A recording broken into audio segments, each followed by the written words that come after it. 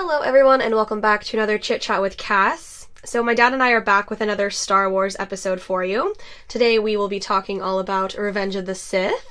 Hello. Hello.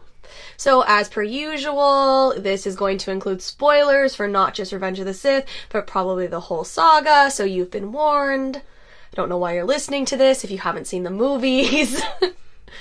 Might even be spoilers for the holiday special. There will be spoilers for literally anything Star Wars is fair game, so you've been warned. I can't go without saying the holiday special. You do it every single episode, so. I have great memories of seeing this in theater. Yeah. This is the one I completely remember seeing in theater. Yeah, so do I. Yeah, because I made him go with a group of my friends and her mom, and you had to sit with the adults and I sat with the kids. Yes. So that was a little annoying because usually I like to sit next to you. But what you'll later find out is I really regretted seeing it with them because the people we went with didn't know jack shit about what was happening. There's like some key points in this movie where I'm like, oh my god, that's so sad. And they're like, oh really? Why is that sad?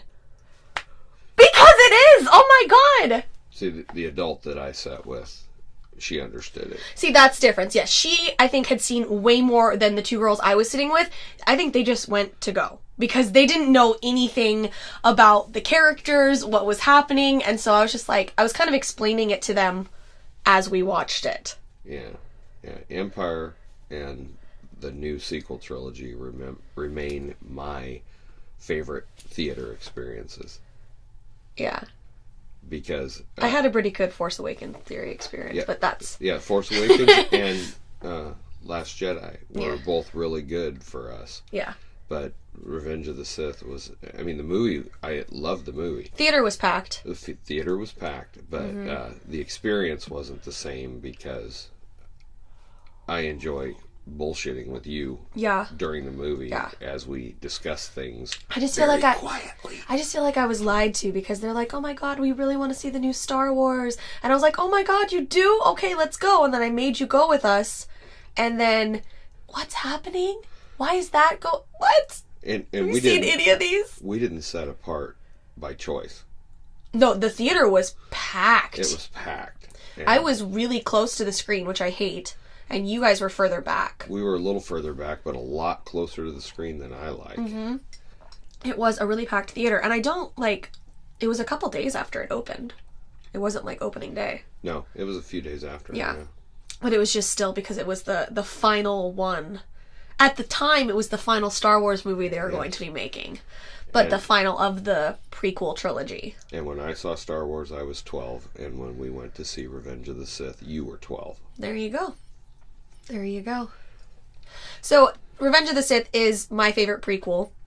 Mine too. So, not to say that we won't be critical on some things. Of course we will.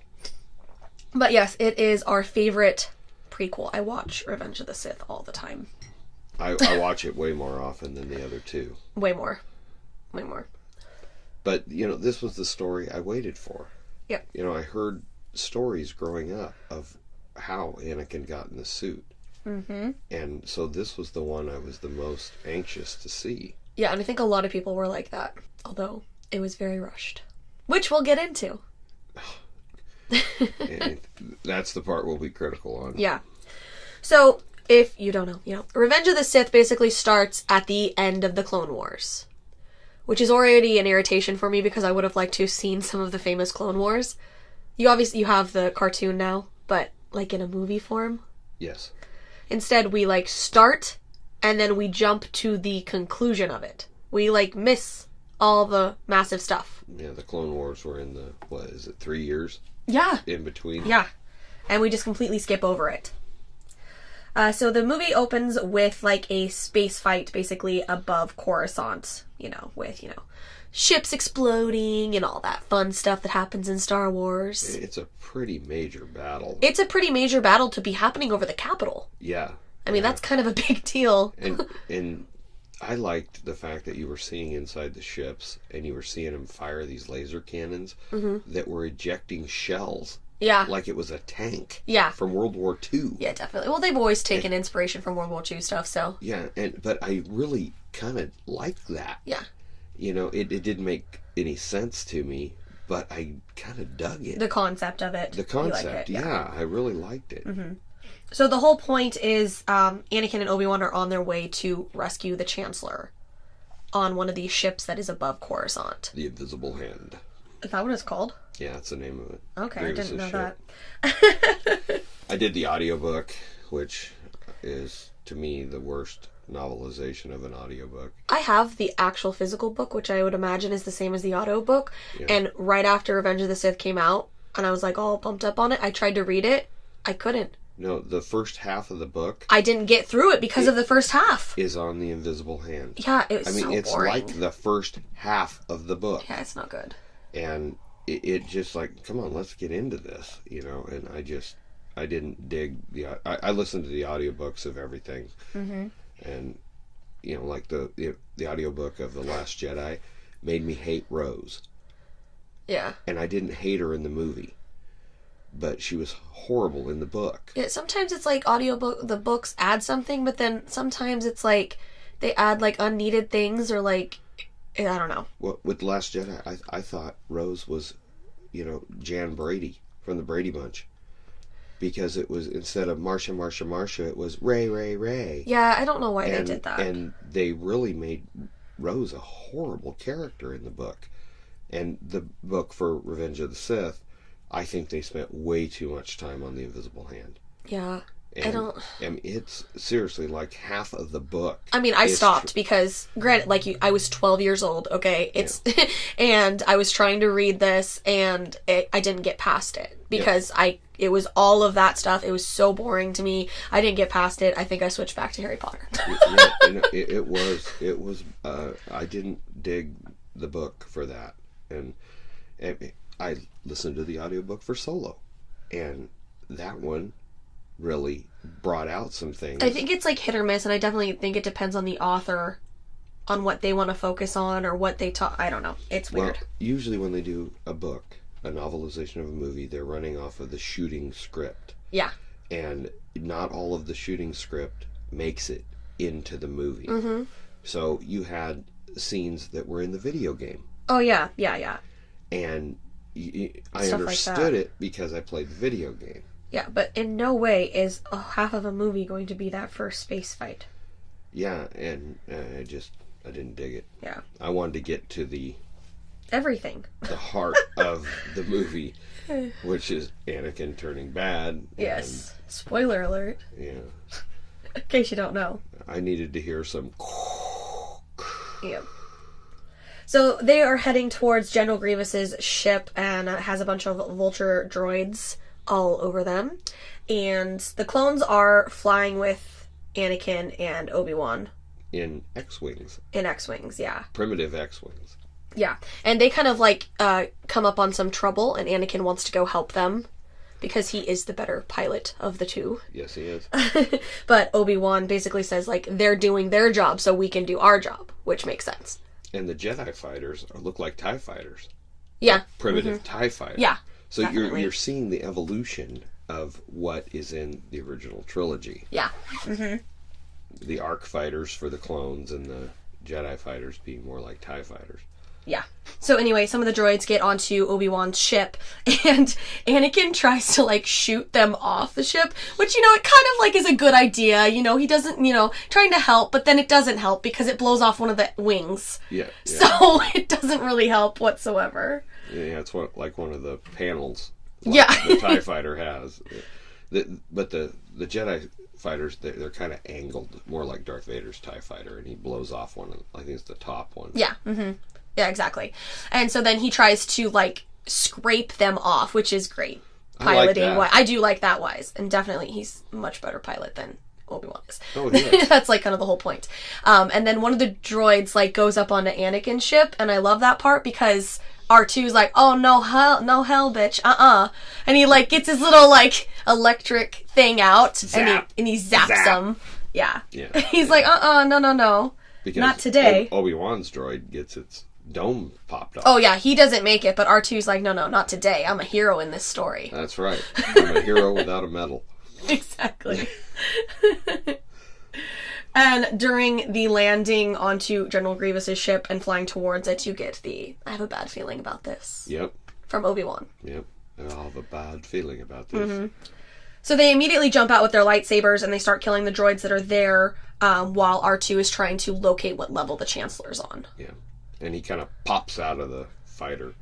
Yeah, like all of them, like all three of them, really. Like, they fly out. They fly out with the sabers. Yeah. He pops out and goes over immediately to try and see. And that's where you can see some of the CGI where, R2 didn't do that stuff in the original because you couldn't do it in that. And you see the pop up. It's kind of like the jets coming out of his legs in the last. Those movie. things I don't mind. Like that's like enhance with the CG that we always say. Yeah. I'm okay with it. Like things that you can't do with practical things. That's fine to do, but don't do it all. I just remember the first time I saw it, I go, R2 can do that? Yeah. You have to remember, he's quite an old droid.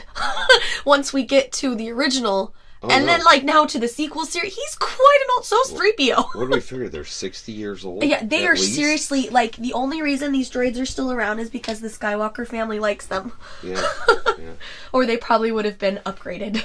Oh, definitely. Like to BB-8. Yeah. That's what he would have been upgraded to. Exactly. Same thing. I'm still an R2 fan, though. I am, too. I like BB-8. I think R2's a badass, and I think BB-8's cute. I love BB-8. Mm-hmm. I got no problem with BB-8. And I go back to seeing the live movie with the people at the concert. Everybody loved 3PO. Everyone. Yeah, when we saw A New Hope, everyone loves 3PO. And I kind of got burned on 3PO as the prequels went on. But it's better in New Hope and the original stuff. No, it is. I don't think that would have been the reaction with these prequels. No. People wouldn't have been on board for it. Exactly. But 3PO's not nearly as annoying in this movie as he was in the last movie. No, because they toned it down. That's like the process. They did Phantom Menace. Jar Jar was annoying, so they toned him down. Oh, so we need somebody else to fill that spot. They did 3PO instead. No one liked it, so they toned him down. Yeah. And 3PO was much better in this movie. He was much more like 3PO. Like, it wasn't the stupid add little lines. Yeah. And then you get, when they're on the ship, you get actually, I really like these lines where I sense Count Dooku. I sense a trap. Next move, spring the trap. That's a great line. But it's Ewan McGregor's delivery, I think, that I really like that part. Yeah. And so then they're basically looking for Palpatine on this big-ass ship. Good luck. Yeah. I don't want to do that. I guess they have the Force with them. And then you get the introduction. Well, they located his beacon. Yeah, okay. And it's in the spire. Guys, he has a beacon? Like, if he's actually legit abducted, he has a beacon with him? Guys! Think about it. Guys! The Jedi, not the brightest bulbs in the package. And, the invisible hand, I don't understand the design of the ship. It's a very weird ship. Because you have that spire that sticks way up off of it, and that's where the Chancellor is. Yeah, it's a great place to shoot. But you can blow that section off of the ship in a heartbeat. Yeah, I don't really understand. One proton torpedo and you've got that thing off. It's just supposed to look cool. It's not practical. No, it's not practical. Yeah. But I look at things in sci-fi, well, why is that like that? Why is this here? Why is this here? Exactly. Galaxy Quest! So you get the introduction to General Grievous, basically a droid with asthma. I really don't care for him. I don't at all. A lot of people like him, and I feel like he goes into that list of people that I don't give a fuck about, like some people do, like Boba Fett, General Grievous, Captain Phasma, don't care. Yeah. And there was a cartoon that came out that explained his asthma. Yeah, was it part of the Clone Wars? No. Or it was separate? No. But he was in the Clone Wars, wasn't he? Gendy Tartakovsky did it. It's the same guy that did the Samurai Jack cartoons. And it was like a micro series. It was like little short cartoons. Mm-hmm. And they played like on the Cartoon Network. Like at Friday night at 9:02. And in the very last episode, the Chancellor is being kidnapped by General Grievous. And Mace Windu reaches out with the Force and crushes his chest. Right. And that is the explanation for why he has the asthma. Interesting. But I think with the whole asthma thing, they were trying to get us ready for Vader's breathing. Yeah, Everyone was ready. It's fine. You don't have to prep us on this. Yeah, that's kind of the way I felt. I didn't really Grievous. I take or leave him. Yeah. When he gets off, I'm fine. Yeah, whatever. So destroyers start coming in for Anakin and Obi-Wan, and they end up like backing into the elevator to get away from them. And there's like droids behind them, which is a great scene too because they just immediately like lightsaber them. They just like share a brief little look, and it is really sad because like you can like compare like the Anakin and Padme sadness in this, but the Obi-Wan and Anakin relationship like breakdown in this is really sad. It is. Because they're, like, so, like, close and, like, on point and, you know. They've been working together for a very long time. Yeah. So they're a very good team. Yeah. And when you go into a combat situation like that, you want somebody that you can predict their actions. Yeah. They can predict yours. Yeah. And you can work together. And it is, I would have liked to have, because we said this movie is very rushed, like, a slower version of it kind of breaking down. Because, like, I mean, we'll talk about it later, but, like, you get kind of like the goodbye with them, and then the next time they see each other, they hate each other. Yeah. Which could have been progressed a little bit better. Well, one hates him. One hates one, and the other one doesn't hate. Obi-Wan doesn't hate him. No. So meanwhile, R2 is trying to hide from the other droids, while Obi-Wan is trying to calm him. And he's like trying to hide the calm inside him because of the echo. Yeah. While he's hiding for the big droids or whatever. And then the elevator stops, so to kind of like, I don't know, get out of it or see what's going on, Anakin cuts a hole in the top of it and jumps out. But then the elevator starts to fall and he holds on instead of falling with the elevator. So he's just kind of hanging there chilling. And R2 is like trying to fix the elevator so it can go back up instead. While he's hiding from the super battle yes, he's multitasking right now. Yes, he is. And then Anakin jumps back inside the elevator and, like, Obi-Wan almost slices him up. But then he's like, oh, it's you. I just don't like that scene. You don't? I don't. You don't? It seems so oh, it's you.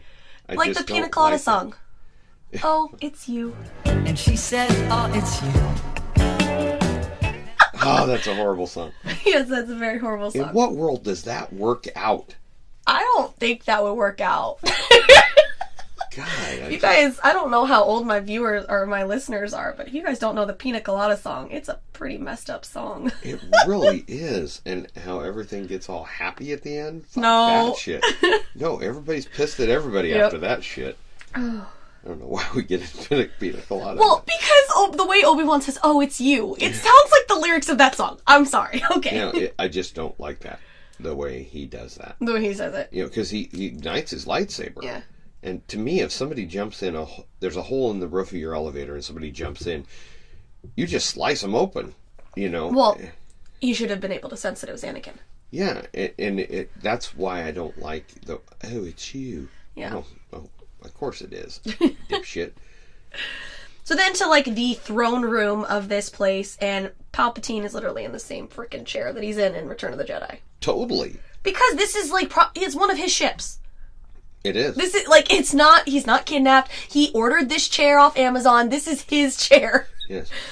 And that's why when they built the second Death Star, he says, remember that chair I had on the invisible hand? I want it on board the Death Star. Yes. And I want a big window where I can watch the rebel attack. Yep, he likes that chair. And Count Dooku is there. And Obi-Wan mentions that they're going to take him together this time. Because, last time, Anakin didn't listen. And he lost a hand. And then we get the, Sith Lords are specialities. I like that. Yeah. And the Jedi robes drop again. These freaking Jedi robes. The amount, I wish that there should be like a shot count. Take a shot every time a Jedi drops a robe in these movies. There should be. And there's probably a Goodwill store in Coruscant that just has used Jedi robes. Mm-hmm. So it makes it great for Halloween. So then you get, like, the three basic fights. You get Anakin, Obi-Wan, and Dooku in that little area or whatever. And Dooku has a great line to Anakin, twice the pride, double the fall. Yeah. That's a great... Christopher Lee's great. Yeah. His line deliveries I think and everything are great. In the past, when we've talked about, like, the questionable acting in the prequels, we haven't included Christopher Lee. He's good. No, Christopher Lee's a classic actor. But he's a classic actor, so that might be There's some people that we know are good actors, but they're not the best in these prequels because of the direction. But he's one of the exceptions, I think. And we'd compared him to Peter Cushing. Same thing. I totally think that's what they were going for. Lee played Dracula, and Peter Cushing played Van Helsing. Mm-hmm. True story. You've got that tie together. So Obi-Wan is then thrown back, and the second level of the deck, like, falls on top of him. I hate this part. No. It should have broken him in half. No, the CGI is horrible. Oh, it's so bad. Because, I mean, the effect is weird. Like, it would have snapped him in half if it had landed on him like that. It looks like it cut his legs off at the hip. Yeah. Now, if there would have been something for it to partially land on, so it's, like, tilted up, so he's partially under it, but not sliced in half. No, because when it falls, it looks like it cuts him in half. Yes. And when Anakin goes over to rescue him, he just pulls him out from under it. Yeah, it's like, it doesn't work. The CGI is really bad right there. So then that just leaves Count Dooku versus Anakin there, all while Palpatine is getting way too into this fight. And he's all, yes! He's like, he's way too into guys, pay attention! He kind of slips into the Emperor voice. Oh, he does. Yeah, he does a couple times in this. Because Ian McDiarmid is awesome as a Chancellor / Emperor. Yeah. And then you get to, like, basically Count Dooku on his knees, and Anakin chops his hands off. Yeah. And he's got, like, the 2 sabers, like, around his neck. He catches his little bendy saber. Yes. And that's when Palpatine really goes all Emperor, because he's like, do it. Do it. And, Anakin. God. And poor Count Dooku's like, what? What the fuck, bro? Yeah, he's like, I shouldn't do it. He's a prisoner. Yeah. Do it. You know, and then he just scissors his head off. That's not a good choice. And the look on Christopher Lee's face is like, wow, really? Are you serious? Yeah. I've been working for you and you're going to have this guy off me? This is like the whole, like, this is just like Palpatine's thing, though. When you find something better, replace it. Oh, no. It's a Sith thing. You're looking for the next best thing. You know, in Return of the Jedi, he was looking to replace Vader with Luke. Yeah. You know, he's always looking for the next best thing. But then Anakin says, I shouldn't have killed him. He was an unarmed prisoner. Yeah. Well, of course he was unarmed. You cut his hands off. And, like, Palpatine talks about, like, oh, well, he understands because you wanted revenge because of your hand. That's not a Jedi trait. Yeah. Yo, bro, wake up. These people. He's just grooming Anakin. Oh, completely. And Anakin's a moron. And Palpatine does want to leave Obi-Wan behind. Yeah. And he's like, no, his fate will be the same as ours. Yes. Which is a good move on Anakin's part. Like, there was no way he would leave him at this point. No. Yeah. No way. I mean, maybe if the thing had actually cut his legs off. But it's pretty obvious that it didn't, because he walks around the rest of the movie. So then the space battle is basically continuing, and the ship starts to lose gravity. But we were kind of, like, questioning how that would work on the ship. They're not, like, logically. I mean, technically, when you're in space, the ship's gravity field should keep you on the deck, no matter which way the orientation of the ship is. Yeah, so it doesn't really make sense that they would start to... Once you burn through the atmosphere... That's different. But they were still out and around Coruscant. They were in space, because later on you see them burning through the atmosphere. Yeah, definitely. And the way the elevator falls, and they're running down the elevator shaft, and... Yeah, exactly. And they're basically, because it, like, goes down, and then they come back up, so then they're hanging down it, and that's when Obi-Wan wakes up. That's a lovely way to wake up, looking down an elevator shaft. Because any ship has inertial dampers. Yeah. Which would, you know, when the thing goes to hyperspace, you wouldn't be thrown back against the wall. Yeah. You know, when the thing lights up. So that I have always questioned. Mm-hmm. And the elevator above them starts going down, and they're like, too late, jump. Yeah. Too late, you gotta go. And then they kind of use, like, I don't know the Jedi terminology, like a batarang cable to swing in. And it reminds me of that Batman movie where they're falling down the tubes with Two-Face and Riddler. Two-Face and Riddler, yeah. And where they're going down the tubes and they, like, do the cable up. Yeah. It really reminded me of that when we watched this. Chase Meridian and Robin. And Robin at the same time. Yeah. I don't know why, but It reminded me when we watched that the other day. Because we always rewatch these movies right before doing these podcasts. This time it's not the minute before we started recording. Last time it was, yeah. we watched the movie, and the minute the movie was over, we were recording, and this is... But we both watch Revenge of the Sith a lot more. No, Sith is by far the favorite of the prequels. So they basically get to a different level, but then they're stuck in the ray shields. And you get, like, the video game reference. That's all I think of. Wait a minute, we're smarter than this. Yeah. Apparently not. Yeah. That's like from the video game when you fail a level. Yeah. Yep. I used to play that video game all the time. It's a good video game. Yeah. It was probably the first, like, more modern video game I got into. Yeah. Because before that, I'd just, like, play Super Mario and Donkey Kong. In this world, to be talking about a PlayStation 2 game I know. being the most modern. I know, dude. It wasn't connected to the internet, guys. Yeah. You gotta understand the most modern game we have is still that PlayStation 2. Yeah, that's still the newest one we have, yeah. Because we just don't play games. No, we don't play video games. I get questioned all the time if I play games, and I don't. Like, no, I don't. Sometimes I want to play Mario 64, and that's about it. I listen to podcasts, and people are, that are my age are talking about playing this game or that game or stuff like that. And I'm going, where do you guys have time for that? Of course, I work a bazillion hours a week. So, right. But even when you have other hobbies, like when you would go ride your bike, these people will go game. Yeah. That's the difference. Yeah, that's probably it. So they are still stuck in the shields, and that's when, like, R2 shows up with the other droids. He kind of, like, slides into the hallway and hits the wall. Bam! And they're being taken No loose wire jokes. They're being taken to Grievous on the main deck of the ship and talking to General Grievous. Jedi scum. Is that, like, the same as Rebel scum? Yep. Okay. Has to be. And you learn that General Grievous collects lightsabers. Yeah, they're inside of his cloak. Yeah. He kills Jedi and takes their lightsabers as prizes. Very rude. Yeah. Comes in handy for him later, but... Yeah, true. True enough. But yeah.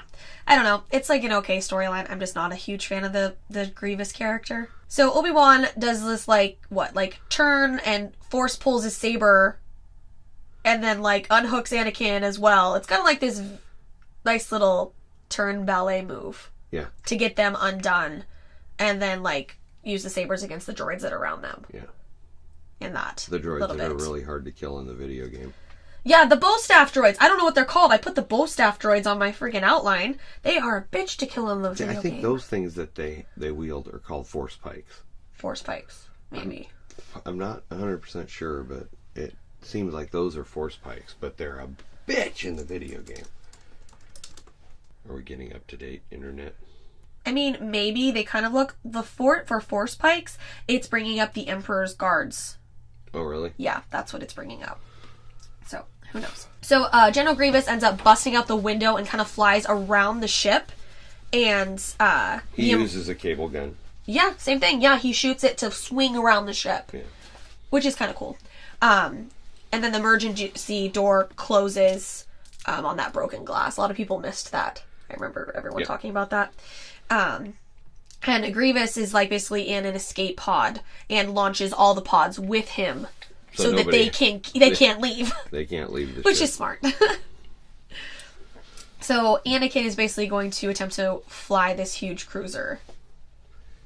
It's a big cruiser. It's huge. Yeah.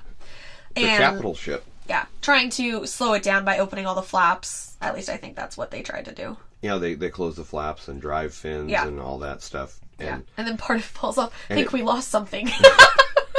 And that's where another part I have the problem with is all of your in-atmosphere flight is gone. Yeah. All of your things that would allow you to fly. You're flying the freaking bridge. Yeah. Basically. Yeah. And you don't have wings. You don't just pretty much coming in hot on the planet. Good luck. Yeah, exactly. I mean, you could land in downtown. Yeah. I mean, you can't. They're lucky. They're like on a runway when they crash down onto Coruscant. Yeah, they land in a very nice area to land in. Yeah. They take out a control tower. Yeah, they do take out a control tower. And then Obi-Wan, another happy landing. Another happy landing. I don't really care for the opening of this movie. I don't. when I used to watch it all the time, I would skip it. I think my thing goes back to the book. Yeah. Where, the movie, it takes, 10 minutes? 15 minutes? Maybe. In the book, it's half of the book. Yeah. And, there are a lot of deleted scenes on the DVD and Blu-ray. You have Shaak Ti being killed. She gets killed a couple times, depending on what deleted scene you're watching.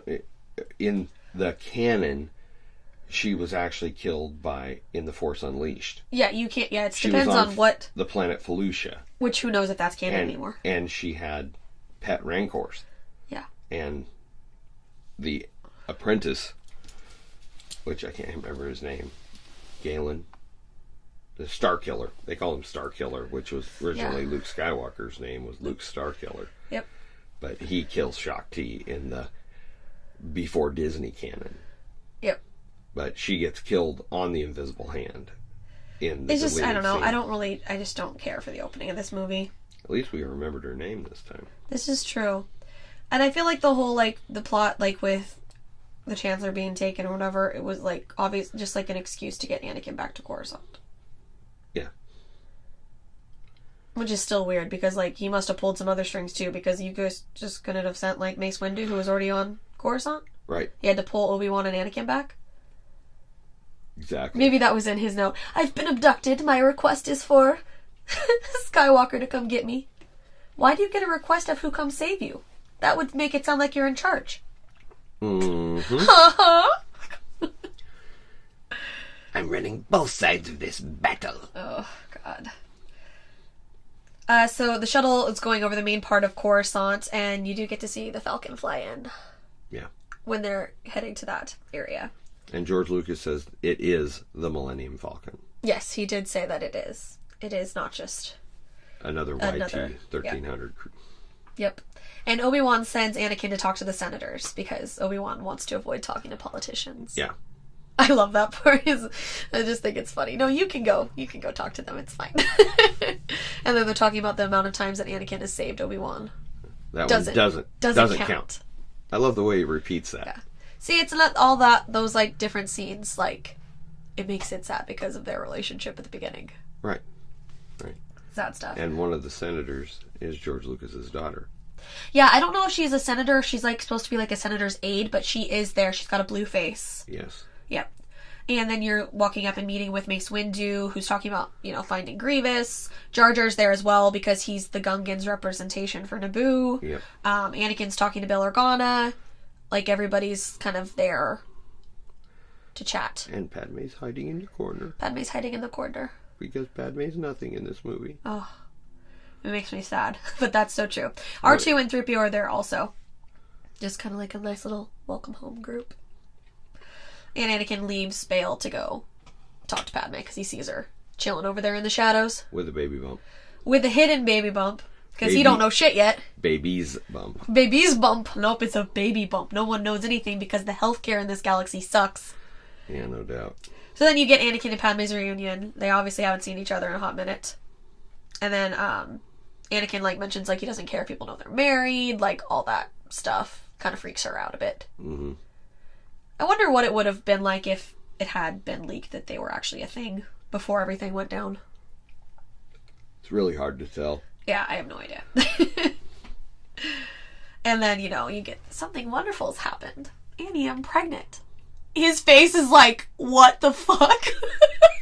and then he comes up, this is wonderful. That's wonderful. Yeah, it's the happiest day of my life. Right. Right. Are you sure? And she's got space buns. She's got, elf space buns, I think we said, because they got, a point to them. They really tried to throw as many space buns at her as they could in these. And we were talking about how, so she's pregnant, and you've been gone, over a year. Plot twist! They were never Anakin's kids! That's right, they're Jar Jar's kids. That's very insulting to Mark Hamill and Carrie Fisher. That really is. I like Mark Hamill and Carrie Fisher a lot more than that. I should rephrase. Right? Yeah. We could say that they were always Bales, but they don't have a tan, so... They're Bales. Although, I'm a huge Bail Organa fan, so okay. Yeah. Bail Organa for the win. Yes. So then we jump to the Utapau planet, where General Grievous is arriving there and taking a message from Lord Sidious. Lord Sidious, quote, quote. Mm-hmm. Do you think he knows who Lord Sidious is? No. No, he doesn't. He's, like, kept quiet. Yeah. So they just abducted the Chancellor under Lord Sidious's what's the word? Sidious gave the order. Thank you. To abduct the Chancellor. Yeah. And he doesn't know. I don't think Grievous knows shit. Right, yeah. And he wants them to move the Separatists to Mustafar. And he does say that soon he will have a new apprentice. Yeah. Dun, dun, dun. Padme's apartment with Padme and Anakin. Oh my god, I hate this scene with a passion. I hated it when I was 12. I hate it now that I'm 26.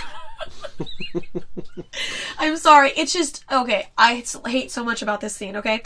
Her annoying nightgown looks like it would be so uncomfortable to sleep in. And you think she looks gorgeous. I think this is one of the weaker looks. I think she looks beautiful. And I think Natalie Portman's a very pretty lady, but I just don't care for this look. And then they're talking about taking the baby home to Naboo. Maybe she should have done that. Mm-hmm. She should have done that early. And then, the corny Padme and Anakin lines. I can't. So love has blinded you? Oh my god, shut up. It's so bad. It's just like, it's so uncomfortably corny. I can't just even. My hands are dirty. My hands are dirty too. It's like you don't Star even Wars have romance. You don't even have to go to like the smartass like Star Wars level romance. You could have just had like normal line. Like who says so love has blinded you? No one says that. No, it's just very awkward. I don't know. I don't like the writing there at all.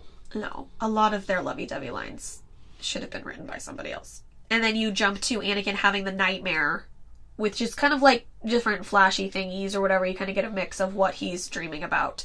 And he gets up out of bed, and then Padme ends up following him out of bed after his nightmare. And she says, how long will it take for us to be honest with each other?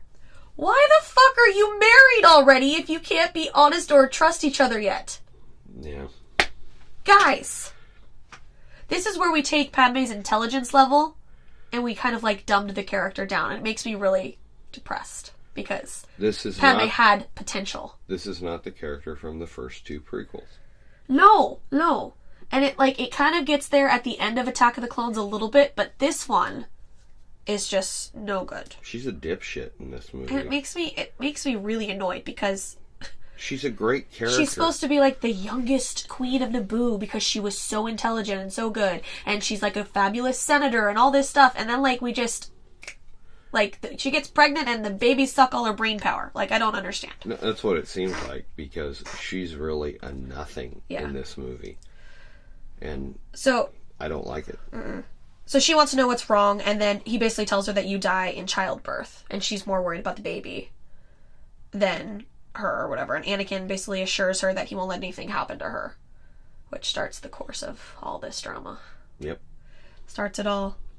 And then, like we had said, what type of health care does the Senate have that she doesn't know a couple things, okay? Like that she's carrying twins? Yeah. Like you don't know this? All this tech? Anything? Nothing? Yeah, I don't understand that at all. One baby, I mean, I guess sometimes, one baby hiding behind another. My thing is, technically with some of, like, the expanded stuff, which who knows if that's a thing anymore, Anakin should have known there were two babies there. Very good point. He should have known, especially if he's all so force powerful and everything. He would have immediately known, A, that she was pregnant, and B, that there's two little babies in there. Exactly. So, healthcare is a problem, force is a problem. Yep. I mean, I guess I've heard some people say that one of the twins could have been, like, cloaking the other one. Right. Unintentionally. And in that scene, Padme does wonder if Obi-Wan could help them. Yeah. But Anakin kind of shuts that down. Yeah. Immediately. Then you go to Yoda and Anakin talking about visions. Visions of death. And he says that it's like someone he knows and all that. And then Yoda with his mourn them not, miss them not. Like, stupid Jedi logic. That's like telling someone your loved one's in a better place now after they've died. Yeah. I hate when people say that. It's like the same type of thing with like the Jedi logic of, don't mourn them, but they're not supposed to have feelings. So yeah, I don't like that line. I mean, I still miss a couple of our dogs that died. Yeah, like seriously, you know, I'm sorry, maybe I'm selfish and I'm not a Jedi, but I hate those type of things that people say. So then Anakin and Obi-Wan are talking about how to end the war and the troops moving. It's just like a small little scene between like Anakin and Obi-Wan. I don't know, just a filler scene really, because then you go to Anakin and Palpatine. And did we mention yet that Palpatine looks way younger in this movie? Yeah, no, we did not. Because he's been hitting up the spa. Yeah, he went to Alderaan. The Alderaanian spa that we've created.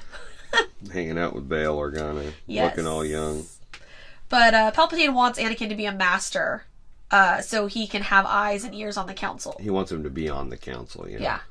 Like, is that not a red flag for you that someone says they want you to be a spy? No, that's exactly what they're at.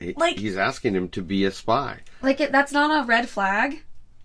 And then Palpatine's office looks better in this one, digital-wise. Yes. Not so fake. Do you think is it more of a set with help of CGI? I think so. It looks real, more real than the last one. The last one, it looked. I kept looking at the background on the last one. Yeah. And I said that in the podcast. You know that I kept looking at it, going, "This looks fake." Yeah. And it's probably a set with CGI enhancement. Which is probably why it looks better. Which is what CGI should be. Exactly. So, talking to the council, Yoda says disturbing this move is by Palpatine. Mm-hmm. And then, you get you are on the council, but we do not grant you the rank of master. What? And Anakin has the massive hissy fit of all hissy fits. And Obi-Wan looks like so embarrassed. Like, what are you doing, bro? Please stop. And you expect Mace Windu to say what one more time? Yeah, seriously. I mean, this is like just perfect example of why Anakin is nowhere near ready to be a master. He can't even take like, okay, thanks guys, I'll try harder. Like, no, he's like, why not? Why? It's unfair. Yeah. Whiny Skywalker. Whiny Skywalker. I would go to Dashi Station to pick up some power converters. And Anakin like continues to complain to Obi-Wan about not being a master. And Obi-Wan pretty much openly says that he thinks he's too close to Palpatine. Mm-hmm. Like, these Jedi. I mean, I feel like maybe Obi-Wan is like smarter of the bunch, but at the same time, all these Jedis are just like so oblivious to what's happening. They totally are. And like, then in turn, the council wants Anakin to report about Palpatine. Everyone wants Anakin to watch everybody. They want him to be a spy for everybody. They want him to be a double agent. Yeah, exactly. It's just like, and the assignment will not be on record. Yeah. Everything's all shady. And that's when Obi-Wan mentions Master Voss, which I brought up in Solo. Yeah, you had said that, yep. When Vision's last name was Voss. Yep. And I go, well, that's the name of a Jedi, Voss. Yep. So you gotta kind of feel for Anakin a little bit, because he's getting pulled in like a million different directions. Mm-hmm. Oh no, he's getting yanked around. He's on a string and getting yanked one way, yanked the other way. He's in a horrible situation. So then you have Yoda, Mace, and Obi-Wan talking about just the whole situation, and Mace Windu does not trust Anakin at all. And he is not the chosen one. Years fucking later. But I like the prophecy misread could have been. Yeah. Well, technically it wasn't. But how many years later? It's a horrible prophecy that every Jedi has to die. Yeah. For the prophecy to come true. It's horrible. I don't understand a lot of the whole like bring balance to the Force thing, because technically to have balance you have to have a good side and a light side. No, that's the same. Good side and a dark side. Oh, sorry. Yeah, that's what I meant. Light side and a dark side. Yeah, that's what I mean. Yeah. That's balance. That's balance. So that's so having the light side be more powerful isn't bringing balance to the Force. I don't understand Jedi logic. No, the logic of that terminology is incorrect. I mean, if anything, I know a lot of people hate Last Jedi, but I can kind of get on board with Luke being like, no, the Jedi were wrong. They were wrong on a lot of things. Like, I could totally get on board with that. Yeah. Totally. And despite all the hate Last Jedi gets, I still like it. Yeah, it's not as good as Force Awakens, but... I think Force Awakens was better, But I think it was good, and I think Mark Hamill was amazing. Yep. And he mentioned Darth Sidious. That is so weird. It's very weird. It's very weird. It's very weird. So the clones are loading up to head to Kashyyyk, and there is a Wookiee there with them that I didn't notice before. Yeah. Just noticed it this last time we watched it. Highly, he's like got lots of stuff on him. Yep. Armor. Mm-hmm. And yeah. So he's like either a general or something for Kashyyyk. Like yeah. He's very high up in Kashyykian, if that's a term. I think it is. So back to like Padme and Anakin in the apartment. You kind of have Padme starting to doubt the Senate. Have you ever considered we might be on the wrong side? Ding, ding, ding. And then, like, you're starting to sound like a separatist. But she's not wrong because she's getting that something isn't exactly right anyway. She's starting to sound like a rebel. Yeah, exactly. Which is going on behind the scenes, which I think we'll talk about later. But yeah, exactly. Because she's kind of getting that something isn't right. But then you have her putting, Anakin in another horrible place. Like, could you talk to the Chancellor?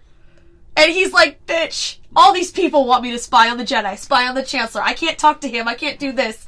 Like, it's just another pull for Anakin in a different direction. Well, it's another piece in the puzzle that is going to break Anakin. Yeah, exactly. Then you have the Star Wars opera sing. George Lucas and his daughter cameo. Yes, the Mon Calamari opera. Where they look like they're on Canto Bight. Yes. And George Lucas is pretty obvious in that because even though he's blue... No, he still looks like George Lucas, though. He looks like a blue George Lucas.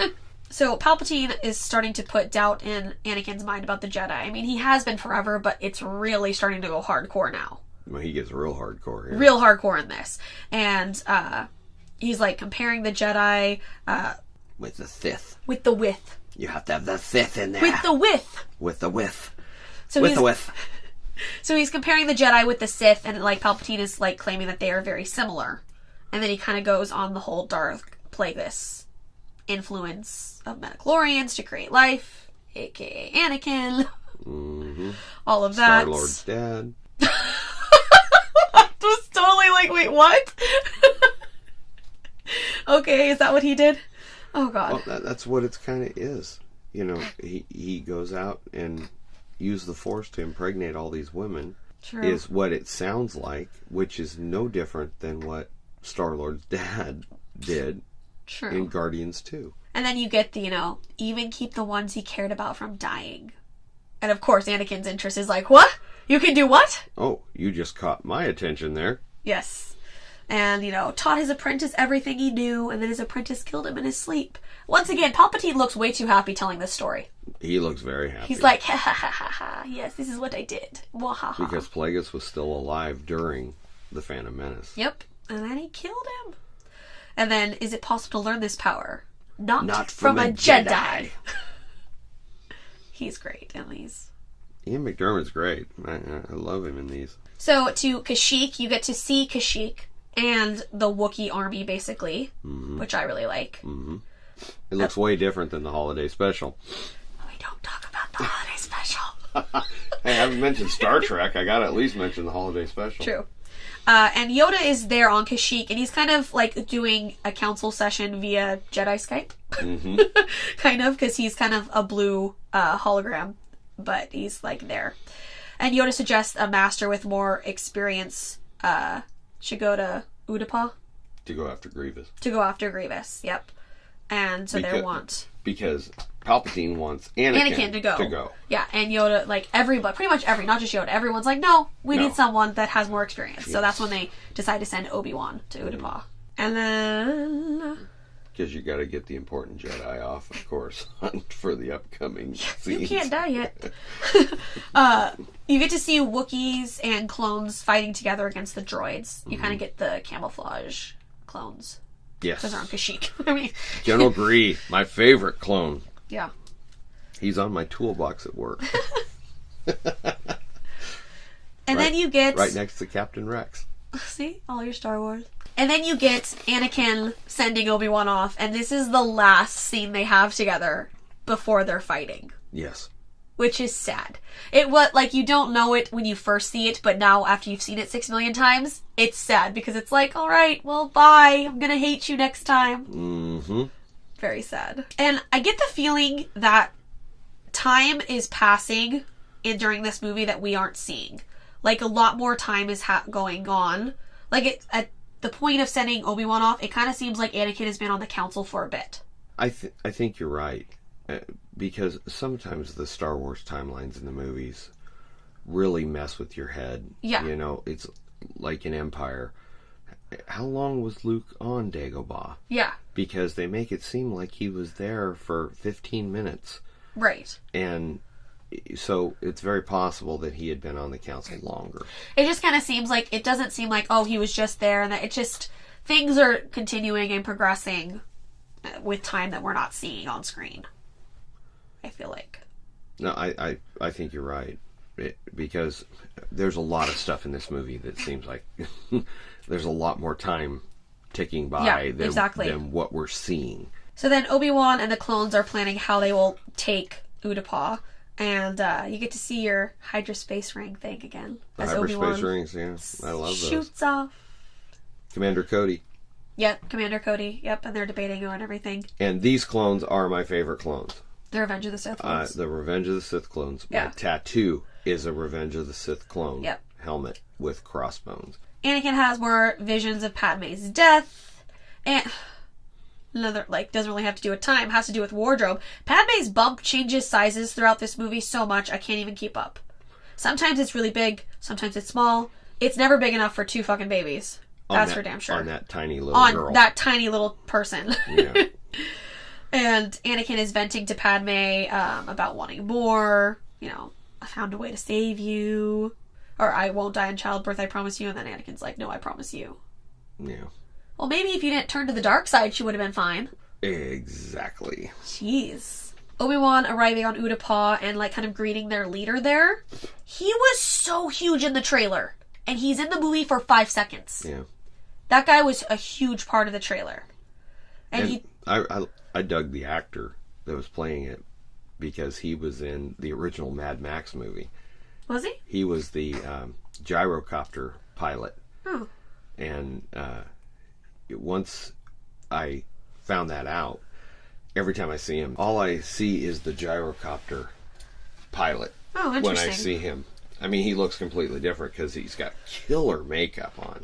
It's kind of a waste, really. Yeah, they should have had him in there more because it wasn't CG. No, it was actual makeup. It was actual makeup, and it was really, really cool. Yeah. Very well done. Mm-hmm. And he tells Obi-Wan that they're being held hostage and that General Grievous is there. The 10th level has a lot of battle droids. Mm-hmm.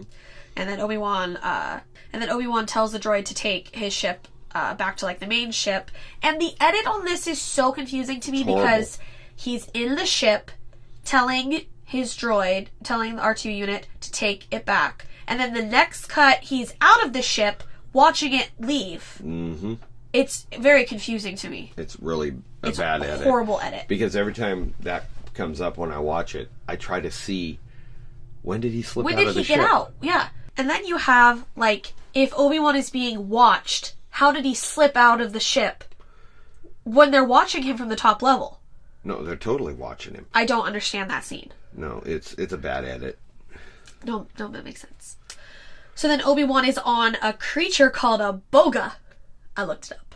A boga. Glad you did, because I didn't know it. I actually really like this creature. I think it's a really cool design, and I love the sounds it makes. A feathered dragon. Yeah, kind of. Very cool looking. But yeah, just super cool effects for the sound on him. And Grievous is meeting with the Separatists, and then they're going to be sending them to Mustafar. So Obi-Wan, yet again, drops the robe. Drops the robe. Drops the robe. Hello there. Hello there. That is such a meme. People use that all the time as a meme. It's so funny. Well, you could tell that that's totally from him trying to imitate. Oh, he sounds like Alec Guinness. Yeah. Because when Obi-Wan sees R2 in the Hello New there. Hope, hello there. Yeah. That's totally. So then Ewan McGregor's great. Yep, he's the best part of the prequels. He's the best part of the prequels. Yeah. So then you get Obi-Wan versus Grievous. Dun dun dun. I don't really care though. be careful. I'm all like, go Obi-Wan, go Obi-Wan. I know you can't die anyway, but go! And this is when Grievous pulls out 4 lightsabers and he starts spinning them. Like, good fucking luck. Fuck that shit. I don't even know how you would attempt that. No. I mean, what Obi-Wan does is the only thing you can do is try to cut the arms off. Yeah, exactly. And the clones do come in as reinforcements. And, Obi-Wan kind of force pushes him back, and then Grievous does this little, like, crab dance walk and gets in the... hate that crab little dance. Crabbity crab. I like the little unicycle he gets into. Yeah, it's like just like a circle. You're sitting inside the wheel. Yeah. There's not a lot of wheels in Star Wars. Yeah. Everything hovers. You do get, on Kashyyyk, you get the one tank thing that has wheels. Does it have wheels? Yeah, the one tank thing, it's got like 8 sets of wheels on each side. Okay, I was just thinking it was like a tank thing. A track? A track, thank you. I'm circling my hand trying to... To be fair, I was gonna reference fucking Indiana Jones, but yeah, you got what I meant. But yeah, I like the way he sits inside the wheel. It is cool. It's a cool concept. I just don't care for the crab walk thing that he does. Creepy little thing. And Obi-Wan calls for the Boga back and is chasing Grievous on that little creature guy. And Obi-Wan does drop his lightsaber and Commander Cody picks it up. Yep. So then we get a scene of Mace Windu talking about sensing a plot to destroy the Jedi and kind of suggests that the Jedi would have to take over the Senate. That's a bad idea too. Yes. Like, that's like, no, they shouldn't take on any power. That doesn't make sense. No. It's a bad idea. Basically, they're the protection force. Yeah. And... just once again, the Jedi aren't the smartest. It's like a coup. Yeah. If they took over the Senate, it would be a coup. Yeah, where the military takes over the political force. Yeah, it's just no good. No good. So you go to Palpatine's office, and he is looking at the Death Star plans. Mm-hmm. How many cameos do these damn plans get in all these movies? I mean, the only one it's technically not in is Phantom Menace. Yeah. It's in the last one. It's in Clones, and it's in this. Yep. And, well, it's in it at the end, too. Yeah. But, like, plans-wise, it's just, like, some little cameos. And Anakin is just checking in with Palpatine, and once again, more doubt is placed. And, like, Anakin seriously sounds like a kid mad that he didn't get invited to a play date. Mm-hmm. He sounds like a little child. And Palpatine says he was taught about the Force and the dark side. And I think that's kind of when Anakin starts getting a weird feeling. He does. From all of it. And then Anakin really gets a weird feeling when he's like, you'll be able to save your wife from certain death. What did you say? Yeah. So, A, what do you mean you know my wife's gonna die? Wait, you know I have a wife? Yeah. And, like, all of these things. And that's when Anakin lights up the lightsaber and pretty much calls him out that you're the Sith Lord. I can feel the anger in you. And Palpatine's trying to pull him over. Feels the anger. Keeps mentioning the power to save Padme. That's the key to pull him on over. Mm-hmm. That's the key right there. So Obi-Wan chasing Grievous on Utapau. Obi-Wan gets pretty beat up here. Yeah. For a bit. I mean, he is kind of, a big old droid thing. I don't want to get hit by a droid. No, he gets punched. He gets knocked into a ship. Yeah. He gets... pretty beat up, but... around. It pretty much comes down to him, like pulling out his chest and opening it up so you can see the organs. Yeah. And then Obi-Wan shoots his chest and it catches on fire. He uses the Force to pull the blaster And then shoots him. So uncivilized.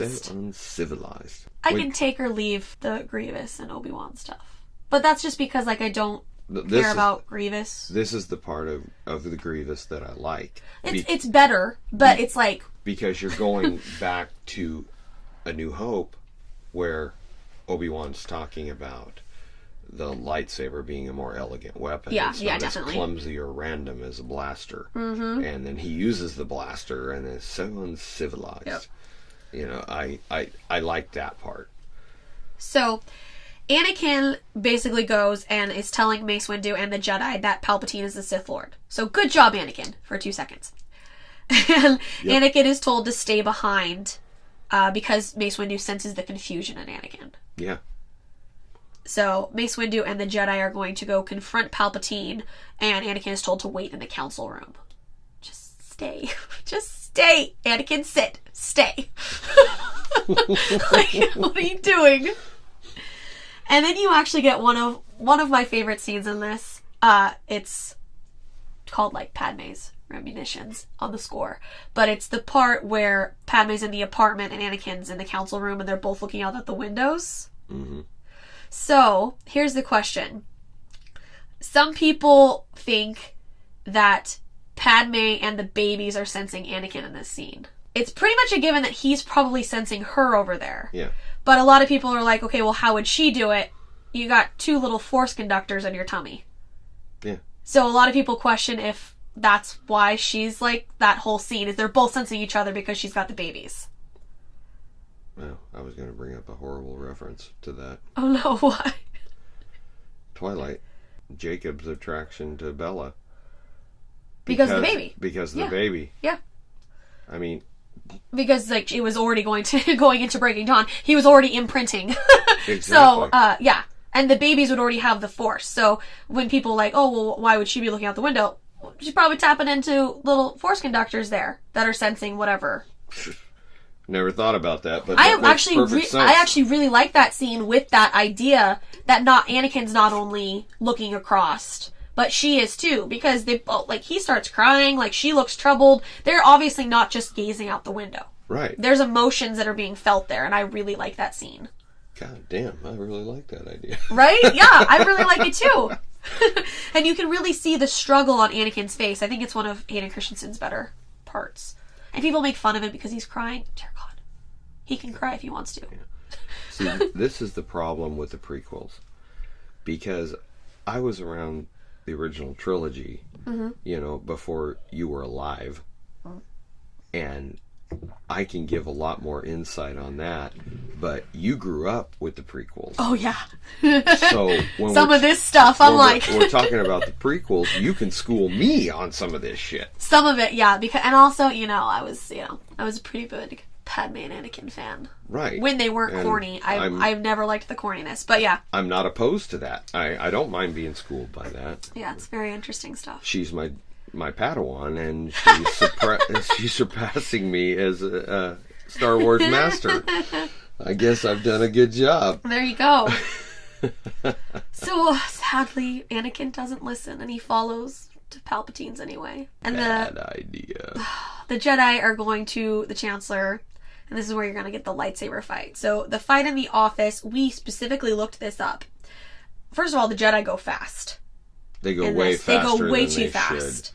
It's a horrible fight, too. It's not very good choreography. It's like they spent all their choreography at the end of the movie. So Palpatine kills Agen Kolar. Agen Kolar. Mm-hmm. Sasis Tin. Yeah. And Kit Fisto. So when Anakin comes in, Mace Windu is still kind of holding him off. Yeah. Because he's the only one left. Because the other 3 just went like, bam, bam, they're gone. They went like punks. Yeah. It's kind of annoying. I like Kit Fisto. So I was like, oh, really? He's gone? No, I'm Kit Fisto is my favorite of the ones in there, including Mace Windu. Yeah. Mm-hmm. I love Kit Fisto. Yeah, definitely. I love when he pushes the droid over in the last movie and then he smiles. Yeah. So this is another one of those like movie moments where Mace Windu should have just freaking killed him, and don't talk about killing him. No. This is a movie mistake. This is the James Bond bad guy moment. Yes, don't tell us your life story. Yeah. Just do it. Yeah. Do it. Or Dr. Evil. No, let me tell you everything. I have a gun in my room. We can kill Austin Powers right now. Scott Evil knows it. Could have defeated the Empire. That's not straying too much because Carrie Fisher's in that movie, so we're good. We're still on Star Wars. Oh my gosh. But Anakin comes in, and Mace Windu is basically holding the Chancellor, and then it kind of goes Force Lightning versus Lightsaber. Mm-hmm. And this is where you get to see, like, that he has Force Lightning ability already, because obviously he does in Return of the Jedi. Yes. But you get to see it in this, which kind of ties back. And you got to see Count Dooku in the last movie use the Force Lightning. Yeah, Dooku, not Palpatine, though. Not Palpatine. Yeah. But you got to assume that he's obviously he's the master. He would be more powerful than Dooku. And then, you get, I have the power to save the one you love. Last resort, gotta pull that Padme card. Dude, he is just milking it. Yeah. For it. What would he have done if this Padme and Anakin wouldn't have worked out? Like, that wasn't part of his plan. No. That was an accident. But it just worked in his favor. He used it. Yeah. The situation presented itself, so Yeah. he turned it to work for his advantage, is what he did. And this is where you get the aging of him to get the Emperor's face. Yes. Because he's getting electroshocked to his face. He's got, like, the butt crack forehead and, like, the wrinkles and everything. That's when you get it with the Force lightning against the lightsaber. I don't know. I might back off on the Force lightning if it's going to deform me. Yeah. A little bit. You might want to tone that down. But, again, they had to hurry it. Everything had to be rushed. They Everything, had to because make everything him was look rushed. like the Emperor. Yes. That's why they started aging him in the last movie. They were didn't trying know. to age him. Yep. And then for this movie, George Lucas figured, well, this is how it's going to go. So they made him young again, and then they just had him deform himself, basically. Someone should have told Luke that you could do that with Force lightning. That's what I said in the Return of the Jedi. Oh, the lightsaber can be a lightning rod. Don't for throw Force it over there. lightning? Bring it back. Bring it back. Yeah, use the Force, yank it back. You did it in the Wampa Cave, damn it. And this is like the worst part is like when Mace is like, I'm going to end this now. No, don't say it. Just do it. Yes. Don't say it. Stop talking. And that's when Anakin's like, no, he has to have a trial. And like, once again, Palpatine is milking, oh, please don't kill me. I'm so weak. Don't kill me. God. He's so good, but so bad. It's like, God damn it. I hate to bring it up. This is the Genesis What's That moment. Oh, from Star yeah, Trek. totally. Because he's totally just milking it to get Anakin. Oh, please don't kill me. Oh, don't kill me. Don't kill me. Good actors acting badly. Good actors acting badly is what that is. Yes. And what we needed there was the Pulp Fiction Sam Jackson. Yes! Where is the Pulp Fiction? Well, where is Nick Fury? Like, come on! Sam Jackson is so amazing in so many movies. Nick Fury would have walked in and shot Palpatine in the head and then walked right back out. Yes, he would have. God damn it. And the guy from Pulp Fiction, I can't think of his name. Oh, I don't know his name either, but same thing. He would have done the Bible verse that he said that's on Nick Fury's tombstone. Yes. And he would just cap the bitch. Oh my god. So Anakin chops off Mace Windu's hand, and then Palpatine fully electrocutes him out the window. Yeah. And, watch out for falling Jedi on the streets of Coruscant. There's no ledge like there is in the video game. Yeah, you can go down and fight a little longer in the video game. But then you get the power, unlimited power. Yeah. Anakin! Unlimited power! You don't think that's a bad sign, bro? And Anakin's all like, drops to his knees. What have I done? Yeah, what have you done? Yeah. Why don't you fix it real quick? See, this is the problem with this movie is it went too fast. Too fast? It just... too fast. Because he immediately accepts Palpatine as his master. Just help me save Padme's life. He's already on board. Yeah. Which is... and they're talking about, like, cheating death and everything, and... depending on what theory you believe, technically Palpatine helps him cheat death at the end. I believe that. Yep. And then he names him Darth Vader. Darth Spoiler. Vader. Which is weird because Vader is... it's actually pronounced Vader. Vader. And it's father. Father. In another language. Yeah. And I can't think it's like Swiss or... So everyone that saw Star Wars was like, well, whose father is he? Whose Dark Father is he? Yeah. And people in whatever country that was, well, when he says, I am your father. Oh! Okay. We know! We speak that language. We know that. We got you. Because there are different languages that are actually Earth languages that are brought in to Star Wars. Oh, yeah. Mm-hmm. Nine Numb speaks an African language. Yeah. So when he's speaking the language, when him and Lando are in the Millennium Falcon... Yeah, everyone understood it in that country. The people in that country are going, oh. He speaks our language. He speaks our language? What the fuck? And you kind of get like a jump over to Yoda and Kashyyyk feeling it happen. Yeah. He's like, oh shit. Something just happened with that Skywalker dude. Well, he probably felt, Kit Fisto, Agent Kolar. Oh yeah, he would have like felt the whole thing shift. Yeah, he felt the power. Yeah. The power vacuum is shifting. Yep. Horribly at that point.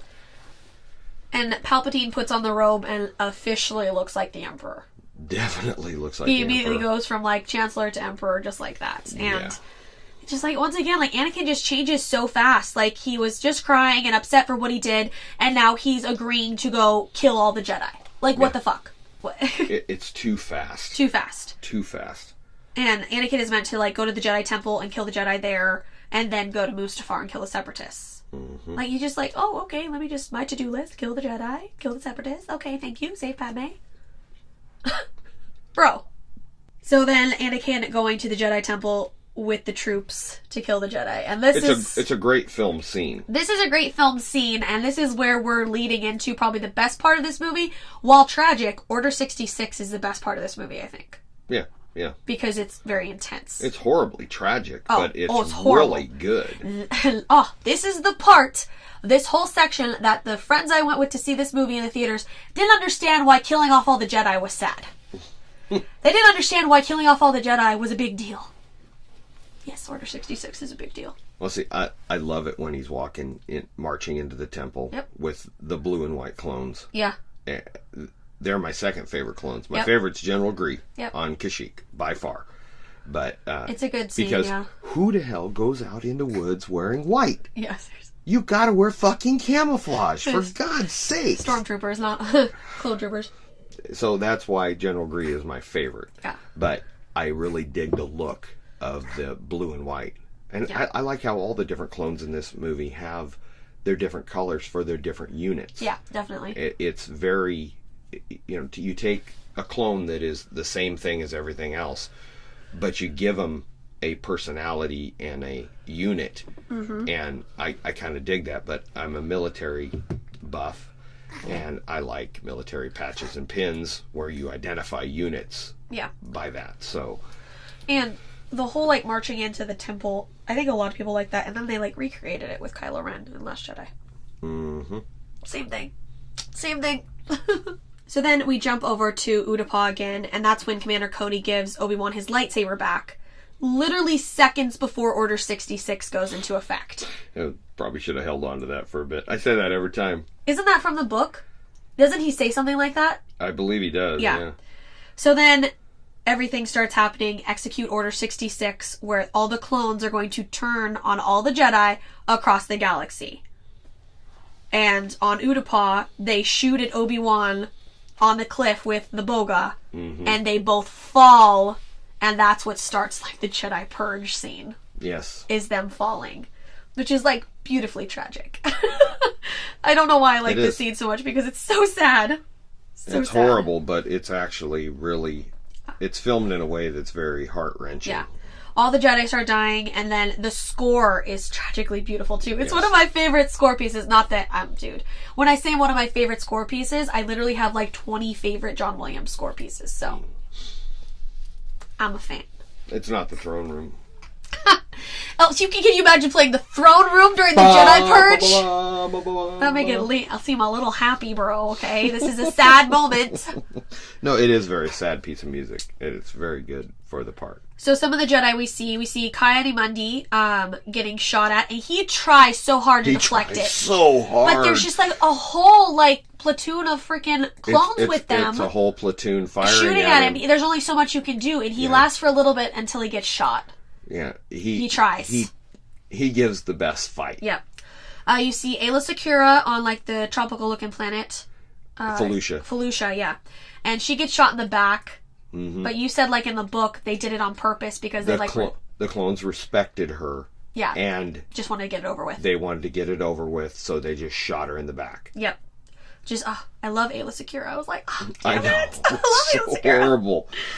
And Yoda is feeling the death on Kashyyyk. Yeah. And this scene with Yoda is the same as Obi-Wan feeling Alderaan blow up and Leia feeling Han die. Yes. All three of those scenes are super similar. The clutching your chest. Yes, and, it's all so similar. Yes, they all same thing.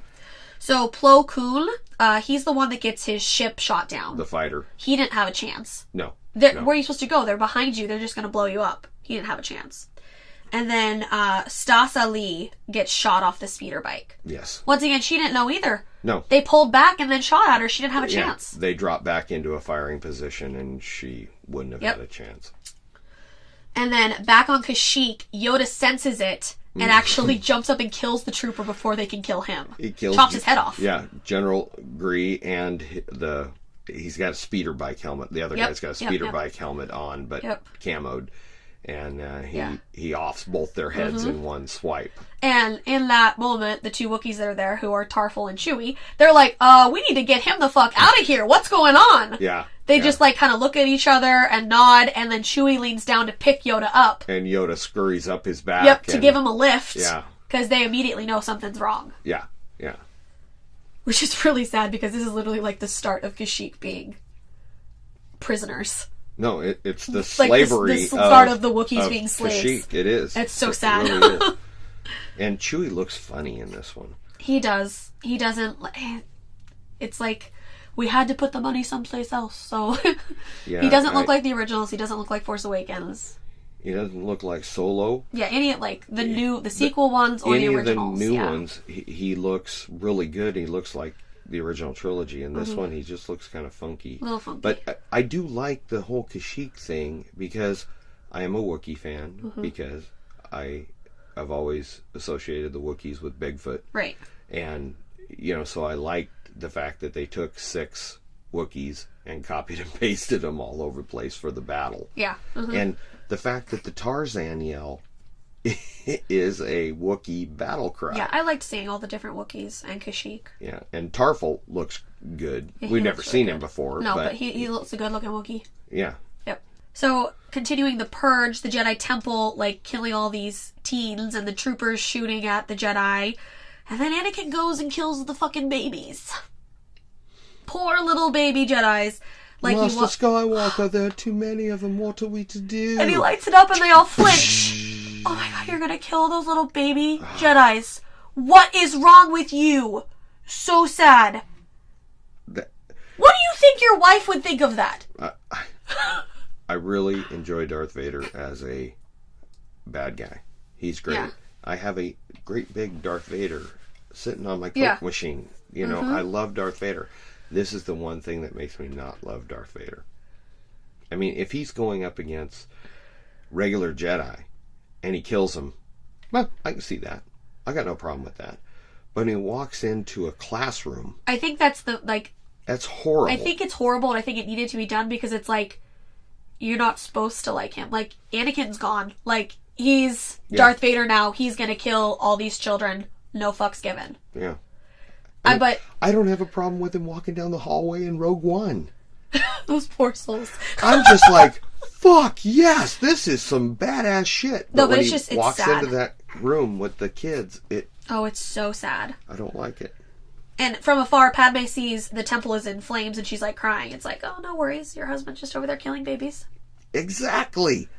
It's horrible. And we say it all the time that we would have preferred to see him kill more, like adults or teens or something like that. Yes. Because you don't really get to see those parts. You get to see just the poor little babies. Yeah. Makes me so sad. I mean, it'd be one thing if you showed the little kids dead. Yeah. On the floor. Ugh. But the way, they go up to him. Master Skywalker. Oh my god. With hope. It's horrible. Ah! And he lights up that lightsaber, and what chance do these little babies have? That's so sad. That's depressing. It's horrible. Anakin's a dick. Yeah, that big time. Moving on to better father figures, we have Bail Organa's badass moment. Yes! Bail Organa for the win. I love him. So he flies up in like his Corvette speeder. It's a Corvette speeder. That's what I've always called it. Because he wants to know what's happening at the temple. He's coming to help. He's coming to help. And the troops immediately stop him and tell him, like, you have to go. And, what do they say? It's like, I'm sorry, sir, you have to leave, or something like that. And so it is. I can't think of the line right. Yeah, I can't think of the line either. But then you get... Jessica. Yes, the teenage Jedi that pops up and gets in a lot of good hits. No, I love that. It's a great moment. Bail coming to the temple is fabulous. The young Jedi trying Because not only does he get a couple hits and he does get shot and killed, but that moment lets Bail know that the troops are killing the Jedi. He just watched them kill a kid. Yes. And he, like, screams and then jumps into the Corvette and gets the fuck out. Yeah. Played by George Lucas's son. Yes. Fabulous character. I love that part. Yeah, his part's cooler than Anakin's part in the temple. It is. Because the way he just comes out, he lights up the lightsaber, he just starts hacking at the clones. He knows what's going on. Yeah, he probably... How many Jedi have he just watched killed inside the temple? Exactly. He was probably hiding. He had his chance. And the way I've imagined it, I don't know if this is the way it is, but he saw the clones... He saw Bail pull up, and he was going out to protect Bail. He could have been, or get help, or, like, something like that, because... Yeah, something wasn't right with the clones, but that whole moment is so badass. Another great moment. And at this part, we have a certain Jedi from Rebels that's probably hiding, too. Kanan? Yes. Yeah, because he was at the Jedi Temple during the Purge. Was he? Yeah. Okay, I didn't remember and, that. And he got away somehow. His master gave her life for him to get away. Right. Kanan's there somewhere. And Kanan went into hiding at that point because what could he do? All the Jedi do that. So Obi-Wan is like swimming underwater. I want one of those Jedi breathers. Jedi breathers are badass. Just kind of to show that Obi-Wan made it. In case you don't know, he has to survive. He can't die yet. Yeah. And you see Kashyyyk with them looking, oh, these Wookiees are dead. I don't like seeing dead Wookiees either. Neither do I. It's sad. It's like seeing dead puppies. And Tarful and Chewbacca are getting Yoda to the escape pod. Mm-hmm. And you get the confirmation, like where Yoda, like, says Chewbacca. Yeah. So you know that it's actually him. Goodbye, Tarful. Goodbye, Chewbacca. Yep. You get, like, that confirmation. Which I think they did that with Chewie in there so that when you get to A New Hope, Chewie has a rapport with the Jedi. Yeah. So he recognizes what Obi-Wan is. Mm-hmm. I mean, George Lucas probably didn't know it when he filmed New Hope. Mm-mm. But they put that in there so that he would have a good rapport. And I think there's more Jedi. stuff like the expanded stuff with Chewie's interactions with Jedi before the Purge. So that it kind of goes in with him trusting Obi-Wan. Right. And everything. So, Bail Organa is pretty much like, okay, we off this planet. Like, leaving Coruscant immediately. Yeah, they get in the Tantive 4 and bug out. Yep, like, get out. And the set is beautiful. Oh, the minute he walks down that hallway and you have a real set, no CGI at all. You are in the hallway that they had the major battle in the very first fucking movie in 1977. Yep. It looks amazing.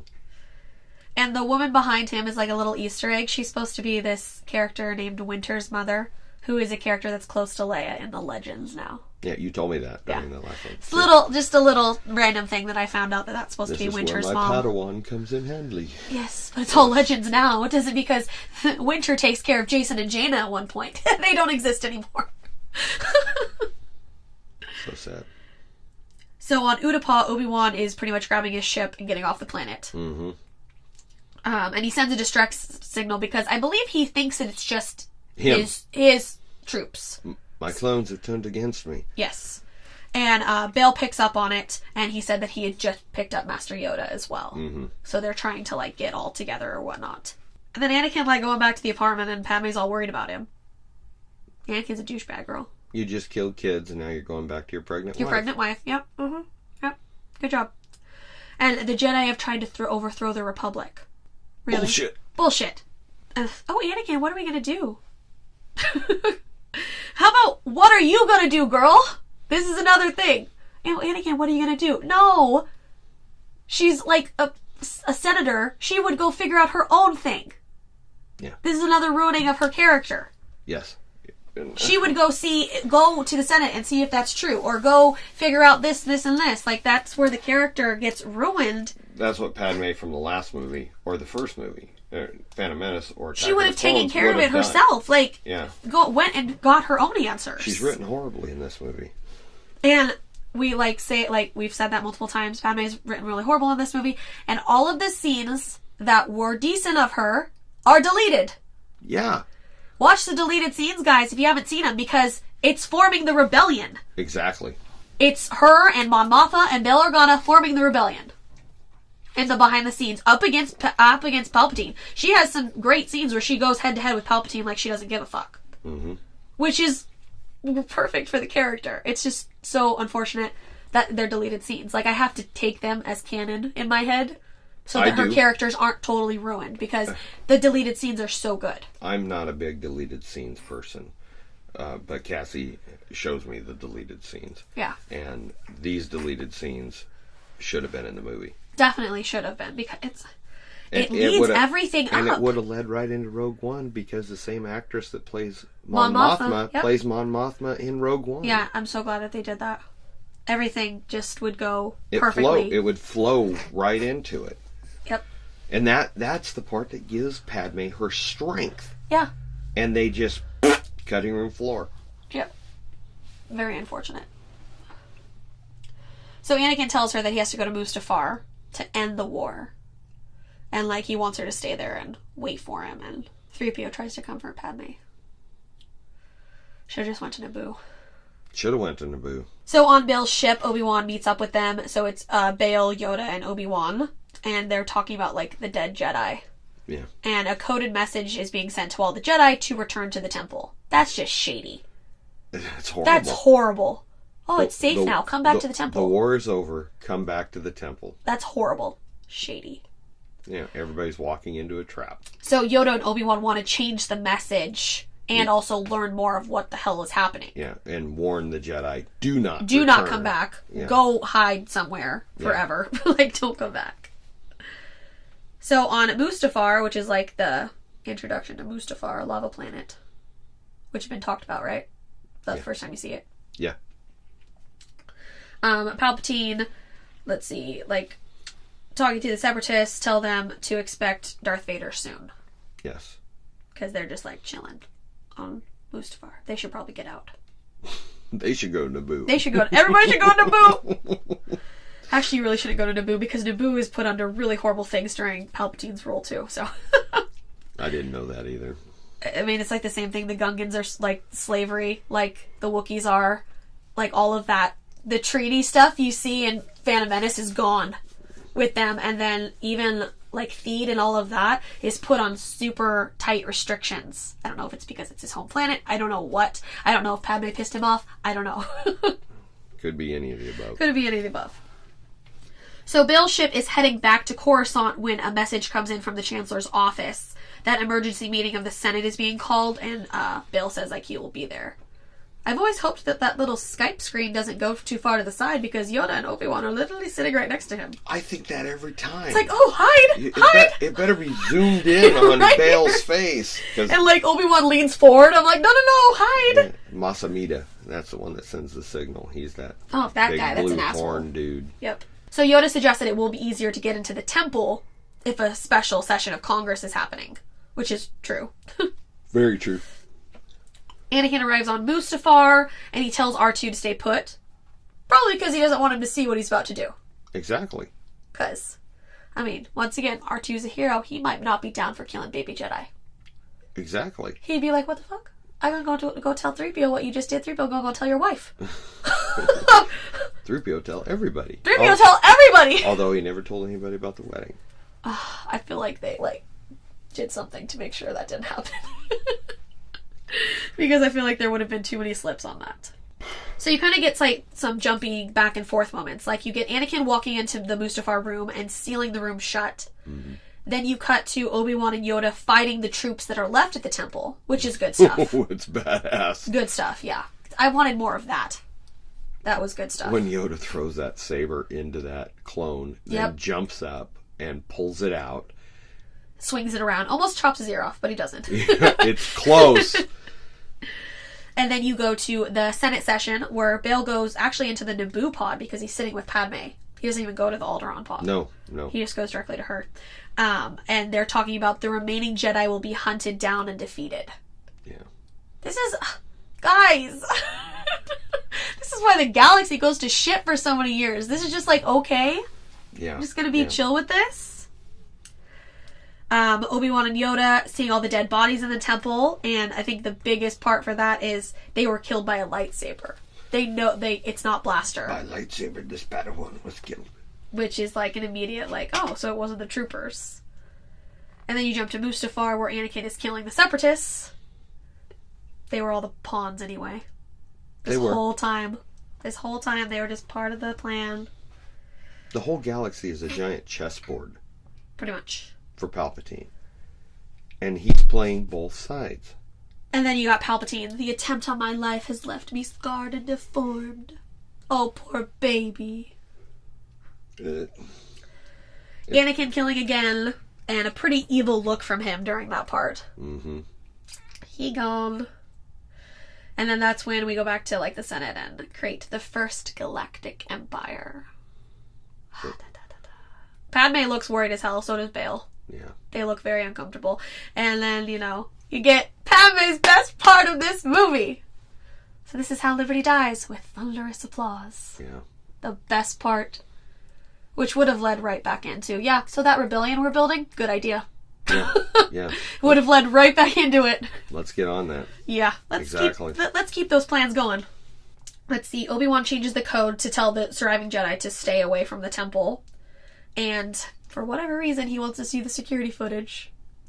And Yoda's all he already knows it's bad. But only pain you will find. Yeah. Obi-Wan wants to see it anyway. And Yoda's ooh, this is going to be bad. Because he knows. Yeah. He knows everything. And you get to see Anakin kneeling in front of the Chancellor, which always... Go, Lord Vader. Yeah. Always used to confuse me, because I used to think that this was the scene from his office. It's not. But it's supposed to be at the Jedi Temple, which would make sense why there's footage of it. Mm-hmm. But I used to think that it was supposed to be the other one, but then the lines are different. You're not the only one. It was a lot a of people confusing. Were very confused at that. They thought that was the moment he was dubbed Darth Vader. Yeah, see, that's what I used to think too, but it's not. It's like he meets with him at the temple after he's killed all the babies. Because Palpatine just wants to come in. I want to see the dead bodies. Oh, Jesus. I'm a creepy old deformed fucker. Pretty much. So Obi-Wan goes to see Padme in an attempt to try to get her help, really.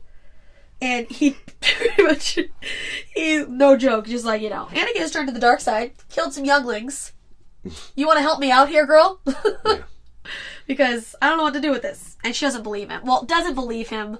I think she does. Because she knows something's off. She doesn't want to believe him. She doesn't want to believe him. Because she deep down knows. But she slowly starts to question it because she knows that there's something up with Anakin. Yeah. Yeah. Which is just horrible. And she refuses to tell him where Anakin is. And then, Anakin is the father, isn't he? So sorry. You didn't know that already?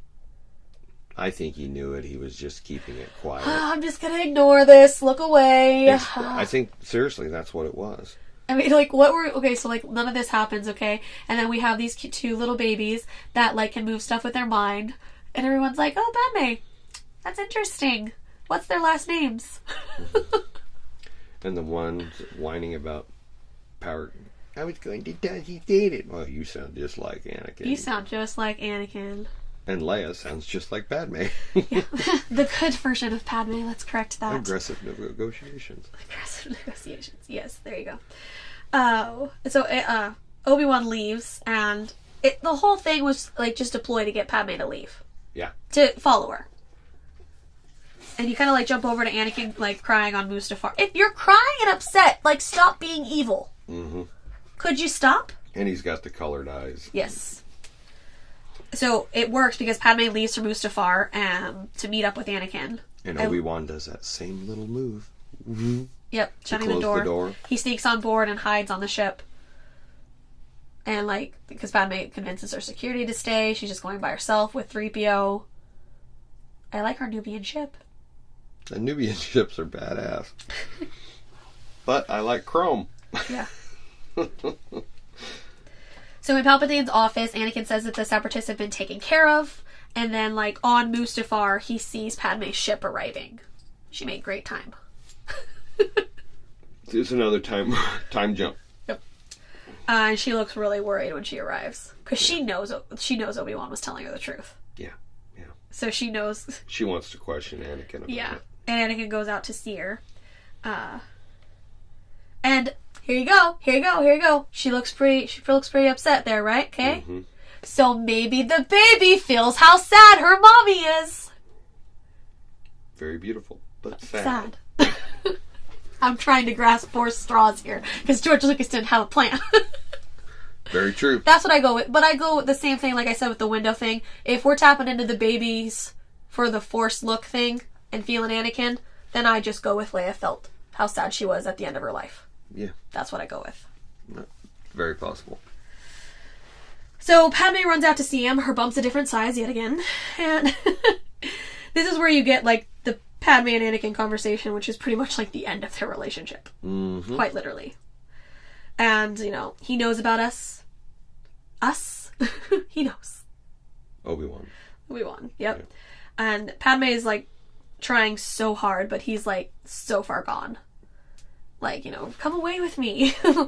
Like, she's just, like, trying so hard, but it's just, Anakin's gone. I can overthrow the Emperor. Yeah. And that is the part where she steps back and is like, huh? We can rule the galaxy together. In that moment, she knows that he's gone. As father and son. And together, you and I can rule the galaxy. Very similar to the Empire lines. Mm-hmm. So very similar. And then they repeated it with Kylo Ren. With Kylo Ren and Rey. Same thing. We can defeat the past. These Skywalkers. And, Anakin, you're breaking my heart. You hate that line. I don't hate that line, but you do. I love all of the, Anakin, you're breaking my heart. You're going down a path I can't follow. I don't mind the last part of that. Yeah. The breaking my heart, I don't like the delivery. And see, because I compare it to, like, their other corny lines, so this is way better than what they usually get. Yeah. So, I don't know. It doesn't bother me. I know it bothered a lot of people when the movie came out, though. Yes. But I think that the acting there is decent. And then, like, he's like, because of Obi-Wan. No, because you're evil now, dude. Yeah, exactly. What does Obi-Wan hasn't have anything to do with this? What are you talking about? Once again, you killed the babies. Yeah. And then being the lovely husband and father that he is, he force chokes his pregnant wife. It's not until he sees Obi-Wan. Yeah, he does. Obi-Wan is standing at the top of the landing ramp. Yep. And you're with him. Yeah. And then he reaches out and force chokes. Lovely. And it's so lovely. You turned her against me. Your whole thing was trying to save her, and now you're force choking her? There you go. What a punk-ass little bitch. Yeah, he's horrible. I do really like that. You turned her against me. You have done that yourself. Yeah. So true. And see, when the movie first came out, his lines here sounded like they were horribly delivered. Right.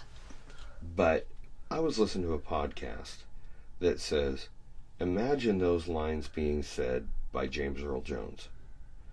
If you are not with me, then you are my enemy. Yeah, that's exactly what it is. The cadence in Hayden Christensen's voice is matching James Earl Jones. Mm-hmm. So you're actually getting that flow into Darth Vader that the Vader we're familiar with. So now when I rewatch it, it's a little bit better when you rewatch it, but it does kind of contradict itself towards the end when Hayden's in the suit. Because James does the voice like how Hayden said the line. Yeah, because so it kind of goes back and forth a little bit. It's going back and forth.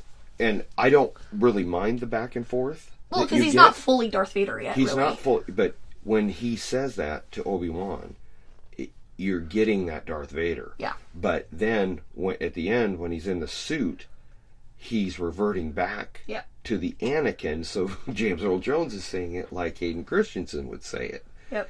And I think upon multiple viewings, it works better for me now. Yep. Yes.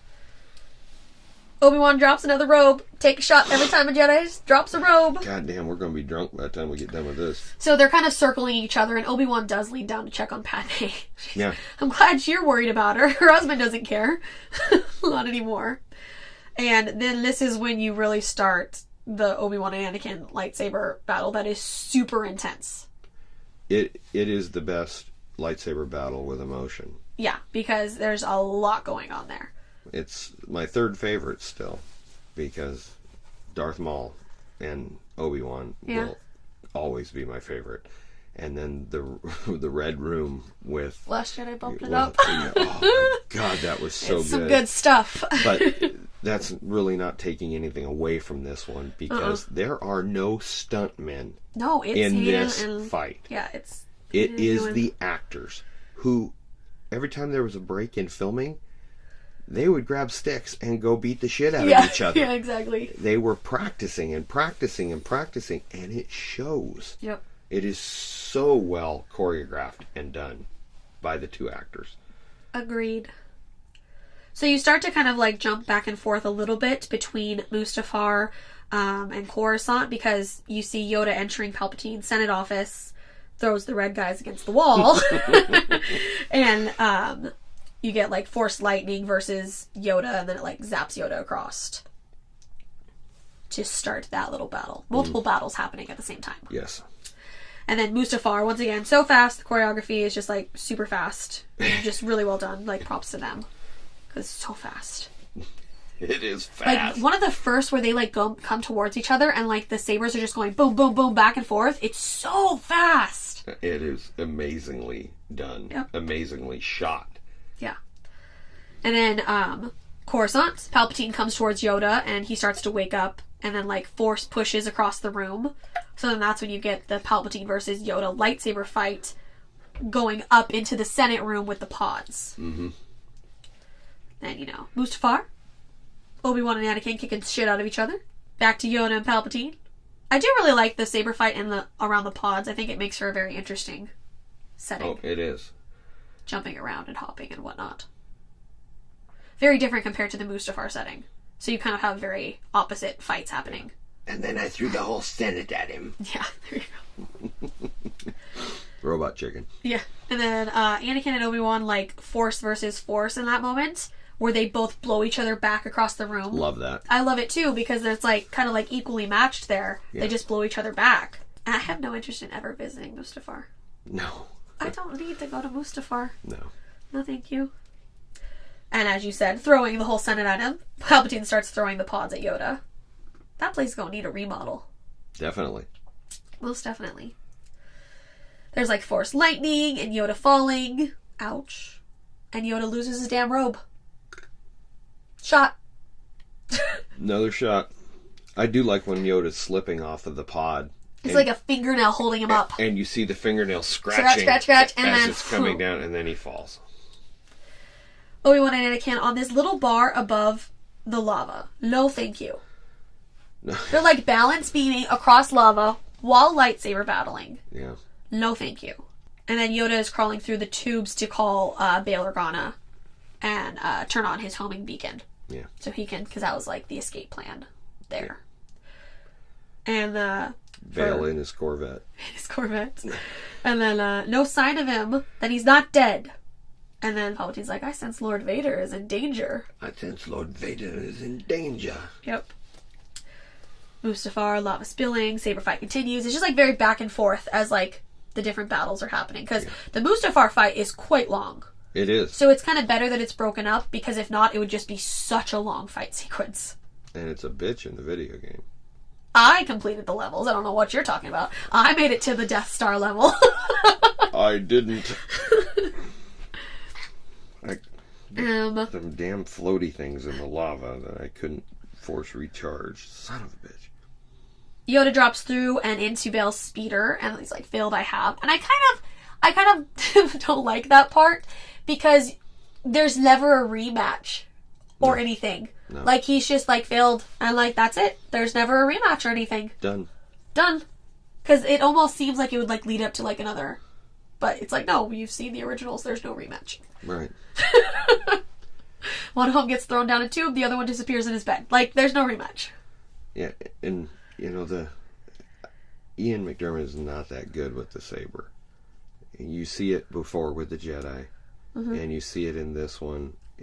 The saber fight with them, it doesn't get good until you start doing force against force. Yeah, definitely. That's when it gets good. Yep.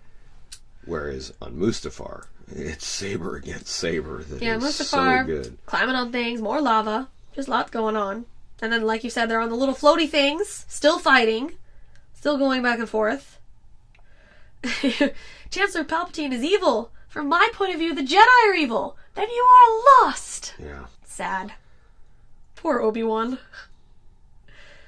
Little platform, no place to force heal like you said on the video game. Yeah. Yeah. And I don't really like the look of the blue blur that's underneath. It's just like a false, like the CGI is lacking. It's something's not right. It's a lot of red. Like, I realize it's a lava planet, but it's like almost like there should have been some sort of depth someplace else, because it's a lot of red. Yeah. Yeah. It's that last part that just doesn't quite look right to me. But the saber fight's still great. Still good, yeah. So Obi-Wan jumps off, and, I have the high ground. Mm-hmm. Don't underestimate my power. Don't try it. Because I know how to do this. I did this in Phantom Menace. I beat somebody better than you. And Anakin does, in fact, try to jump over him, and Obi-Wan chops his limbs off. Pretty much. He leaves the fake limb, though. He does. How nice of him. He chops his legs and his other arm off. No good. No thank you. And the best delivered line from Hayden Christensen is coming up. Yeah, I hate you! Same for Obi-Wan, though, too. You were my brother, Anakin. I loved you. It's so sad. Oh, it's horribly sad. It's so sad. And then he starts catching on fire. Ugh. Dude. Brute, go do your friend a favor and, just shove your lightsaber in his head. Yeah. You gonna let him just sizzle to death? Yeah. Could have probably saved the galaxy a lot of hurt, too, if you just went and did there. Yeah, he just picks up the lightsaber and leaves him. He couldn't kill an unarmed person. He had one arm. He had one arm. Yeah, your pickup shot for the lightsaber. You say that every time we watch it. Yeah. So he could pick up the lightsaber so he can give it to Luke. Yeah, because they realized after they finished filming that the lightsaber was still on Mustafar. Yep. And Obi-Wan had to pick it up to give it to Luke. He needs to pick up the lightsaber to give to Luke so it can get chopped down and then go down a tunnel and then somehow end up at Maz Kanata's and then given to Rey and then blown apart by the grandson. Exactly. Thanks for keeping up. That's the timeline. Timeline of the blue lightsaber. So Obi-Wan walks back up and they've moved Padme on board and he kind of goes to see and check on Padme. Just Obi-Wan, is Anakin all right? A little toasty. Yeah, he's got a sunburn. A little bit. And so they leave Mustafar. He needs some aloe. A lot. Anakin is pulling himself up on the rocks, when the clones arrive with Palpatine, and they find that he's still alive. Ow. Just double ow. And his outfit looks like it's melted to him. Yeah. He just... I can't even... The makeup there, the wardrobe there... It just looks painful. Very painful. Most definitely. So Obi-Wan and Padme end up meeting up with Bail and carrying her off the ship because she ain't doing too good. And at the same time, Anakin is arriving on Coruscant for, medical treatment. He needs some medical. A little bit. Quite a bit. And then, for some reason we can't explain, we're losing her. She's dying. We'll have to operate soon if we are to save the babies. Babies? What? She's carrying twins. What? Who knew? She got 2 babies in there? Oh my goodness. And then, so, we have the big debate, why did Padme die? Broken heart is bullshit. She did not die from a broken heart. No. She's got 2 little babies there that would give her plenty of love. Yes, yes. That's not the thing. Nope, she got babies to live for. And when this movie came out, there was a lot of mothers. Yeah. That were no. They go, oh, you lost your man and you can't live for your babies? Yeah, totally not. Mothers were pissed. And that's why I definitely don't go for that. No. I tend to go towards the idea that Palpatine did it to save Anakin. To cheat death, like we said earlier, pulling some of her life or whatever force. He sucked her life force for out Anakin. To save Anakin. So because it makes more sense for reasons we can't explain. Yeah. That means it's not medical, that it's the not force. Medical. Exactly. That makes so much more sense. And then she wouldn't have any control over it. Exactly. Yeah, I don't go with the she died of a broken heart. No. No. I think Palpatine did it. No. I totally think that was part of the Darth Plagueis training thing. Yeah, that we've been leading up to how to do that, and it ties into the end of the movie. Yeah. Yeah. I totally think... I think somehow it should have been mentioned in the movie so that, all these years later, people are still debating it. Yeah, it is just loopholes in Star Wars that people will constantly debate. Yes. And you get Anakin's medical treatment, like we said, cleaning out the wounds and all that stuff. That looks so painful. I can't even... And it's like they didn't even knock him out for it, because he's wide awake. No, he's wide awake, knocking stuff over, yeah. And you kind of go back and forth with the Anakin's treatment and Padme giving birth to Luke and Leia. And putting the Vader suit on. Vader's being born as the twins are being born. Yes. Yep, the poor little babies. And I pretty much got my wish. For how it was in the suit? I had, the end of this movie, I had it in my head how I wanted the Vader suit to go on Anakin. Mm-hmm. And the only thing that missed was I wanted him to be gasping for breath. Before, yeah. And then the suit goes on, and then you get... I do like when the sound when the suit goes online. Yeah. And then he starts the Vader breath. And I don't know why I'm so freaking picky, but there's literally like a perfect opportunity between these scenes. And they missed it because you get the Vader breath, the in-out Vader breath. And then they cut to Padme, and she is doing almost a very similar breath, but then she starts the line too soon. Mm. If you would have done the Vader breath and then her breath like that, it's very picky. Just something I would have done. Yeah. But then, And they made him taller because they gave him longer legs. Oh, of course, yeah. I want him to be a little bit taller, to be more imposing. Mm-hmm. And then it's like... Because David Prowse was 5 inches taller than Hayden Christensen. True. And Padme's like, there's good in him. I know. And she's dying. This Skywalker family believing there's still good in people. I swear. Yeah. Not always the case, people. And Vader's standing up, and Hayden Christensen in the suit. Exactly. I mean, this is like Billy Lord saying, punch it. If you're playing Darth Vader, why wouldn't you want to be in the suit? I would. Yeah, definitely. Hayden Christensen's like, let me be in the suit, thanks. And you notice Vader's very skinny. Yeah. Because Hayden Christensen is not a big guy. Yeah. He's tall, but he's not very big, and it's a very skinny Vader. Yep. Where is Padme? Ooh!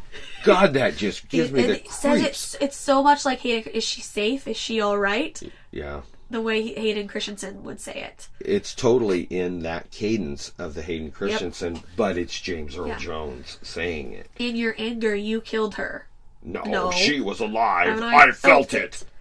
And then, just Palpatine's little smirk there, it's like, what did you do? He's egging it on. And that's I just think it goes right into the thing. What did you do? Why are you smirking? Did you do it? And then you get the Frankenstein steps. A lot of people don't like the Frankenstein steps, but I do. He has new legs! They're new legs. What do you want him to do? The way he steps off there, I don't have any problem with the Frankenstein steps. No, not at all. It's very Frankenstein, and I don't have a problem with it. Yeah. The only problem I do have is no. I don't like the no. I hate that. I don't like that. You didn't need it. Nope. You didn't need it. You don't need it in Return of the Jedi either. You could have had a no. Yeah. And have him get a very pissed off no. Yeah. And then start destroying everything. Smashing everything. Yeah. So then you go to arriving on Naboo. It's Naboo. Okay, it's Naboo. I always have to tell him it's Naboo because he always thinks it's Alderaan. But we have to drop off Padme's body to her family first. So you see them arriving on Theed. This is also because I want to live on Naboo, so I recognize the planet. Mm-hmm. And Bail, Yoda, and Obi-Wan are talking about the babies and how that they should split them up for their protection. Yeah. Technically, when you think about it, they should have just kept them together because Anakin didn't know they were twins. Right. They would have been perfectly fine together. The only thing about that is if together... Like the Force thing? The Force was stronger. Probably. That's probably the only thing, because besides that, if you... Oh, these two little twins, it was Padme was having one baby. That's fine. Right. But, just a thought. Bail wants the girl, clearly, so he can raise her to be a badass. Mm-hmm. And what of the boy? To Tatooine, to his family sent him. Poor Luke got the shit end of the deal. She's gonna be a princess and you're gonna be a farmer. Pretty much. I always go back to this, like, interview with Mark Hamill where they were talking about Return of the Jedi and how, like, you guys are gonna be siblings now. And, like, he's like, oh, so if she's a princess, does that mean I'm a prince? And Carrie was like, no! It's a really funny interview. Well, technically, Padme was a queen for a while. It's an elected queen. Yeah. Different. And then, until the time is right, we will disappear. And, you know, it might have been in the plan, but those three never get to see each other again. No. Like, it probably would have been more of in the plan, you know, go get Obi-Wan and Luke and everything, meet back up with Bail, maybe go get Yoda, but that's not the case. Well, you know, the time came right in Rogue One when Bail said, you need to go find your friend. Yeah. Mon Mothma said that. Yes. And so that was the time. Well, I think the whole idea was to get Leia to Obi-Wan, and we didn't even get that. No. She didn't even meet Obi-Wan. No, she didn't. But she named her son after him. I don't want to talk about that. Because Ben should have been Luke's son, just like it was in Legends. Kylo Ben. Kylo Ben. I'm still trying to picture Han naming his son after the weird wizard he picked up one time. I'm just trying to picture that. Hey, the crazy old man. Crazy old man. Who's the bigger fool? The fool or the fool who follows him? Yeah. I mean, I guess technically, you know, like, Obi-Wan and Yoda get to, like, Force go see each other again, but... Yeah. Not Bail. Bail get poofed. Yeah. Poor Bail. And Yoda tells Obi-Wan that he has training from his old master. And they were supposed to have Liam Neeson do a Force Ghost thing there. Interesting. But he was busy filming Batman Begins. I don't think it's needed. I think everybody's like, oh, Qui-Gon, cool. I would have loved to have seen a Force Ghost. It would have been cool. Force Ghost. It would have been cool to see it, but I don't think it's, like, ruined that he didn't do it. No, it's not. Because, you know, he says, Qui-Gon. Yeah, he's found a path from the netherworld of the Force. You want to know, like, a scene that I really would have liked to have, and this is just because, you know, I want to be a director, something would have been cool, right? Having the babies laying next to each other, and Obi-Wan picks up Luke and Bail picks up Leia, and they, like, go different ways. I think that would have been a cool scene. It would have. This is just how my brain works, though. Just something like that would have been really cool. It would have been cool. And you get introduction to Captain Antilles. Yep. And 3PO's mind needs to be wiped. Yes, please wipe his mind. Yeah. What? And R2 laughs. It's totally a laugh that he does. And you get Padme's funeral, which bothers me so bad because it's like this beautiful funeral in Theed or whatever, and her parents look thrilled. I don't know if they knew the camera was rolling, what the hell, but her parents look like so happy to be attending their daughter's funeral. Her niece, Pooja, looks sadder. Yeah. Jar Jar looks sad. The Queen looks sadder than her parents do. The Queen looks devastated. even the freaking governor that I can't stand, he looks sadder than her mom does. Yeah. I do like her little funeral thing, but like... And she has the Japor snippet. And she's buried pregnant. Yeah. So very important. Very important. She got the babies. Or baby. So when it shows up on the news. Yeah. Senator Nabri died carrying her baby. Yeah. Dun, dun, dun. And then you have the Emperor, Vader, and Tarkin. And Tarkin looking at the partially built Death Star. Which is Tarkin from a distance, but still looks like a good Tarkin.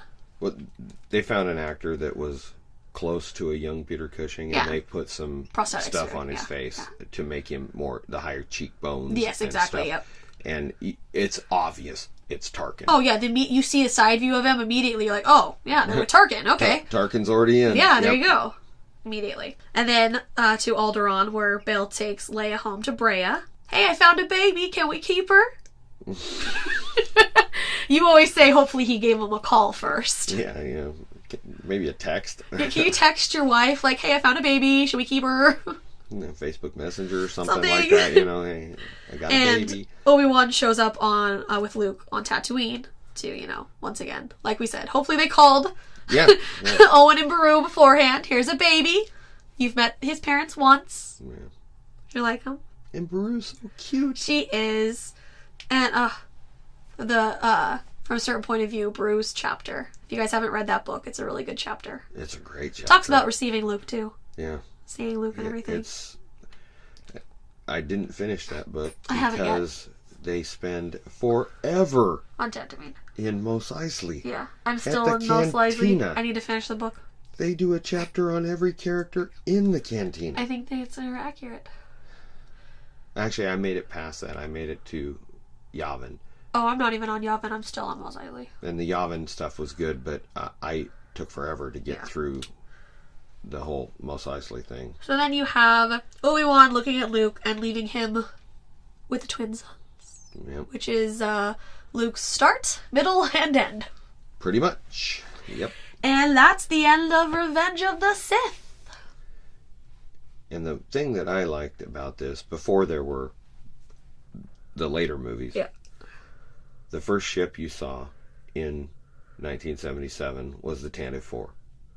The last ship you see in Revenge of the Sith is the Tantive 4. Yep. So it began and end with the same ship. Yep. And I kind of dug that. And now we're off into the future, so none of that matters.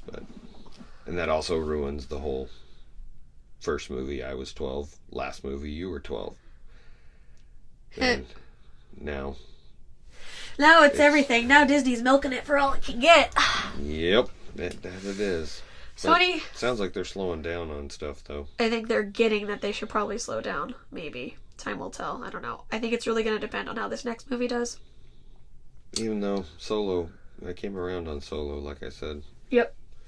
You know, I'm good with it. But we need an Obi-Wan movie with Ewan McGregor. I love that picture on the internet that said possible actors to play Obi-Wan. And it's like 6 pictures of Ewan McGregor. Yes. 6 pictures of Ewan McGregor. Yeah, Star Wars fans will riot if they would do an Obi-Wan movie and not cast Ewan McGregor. Yeah. Now, I listen to a podcast. I listen to a lot, like I've said. And one of the Star Wars reviews, the guy had taken a girl to see Revenge of the Sith. And there's this huge, Vader versus Obi-Wan battle.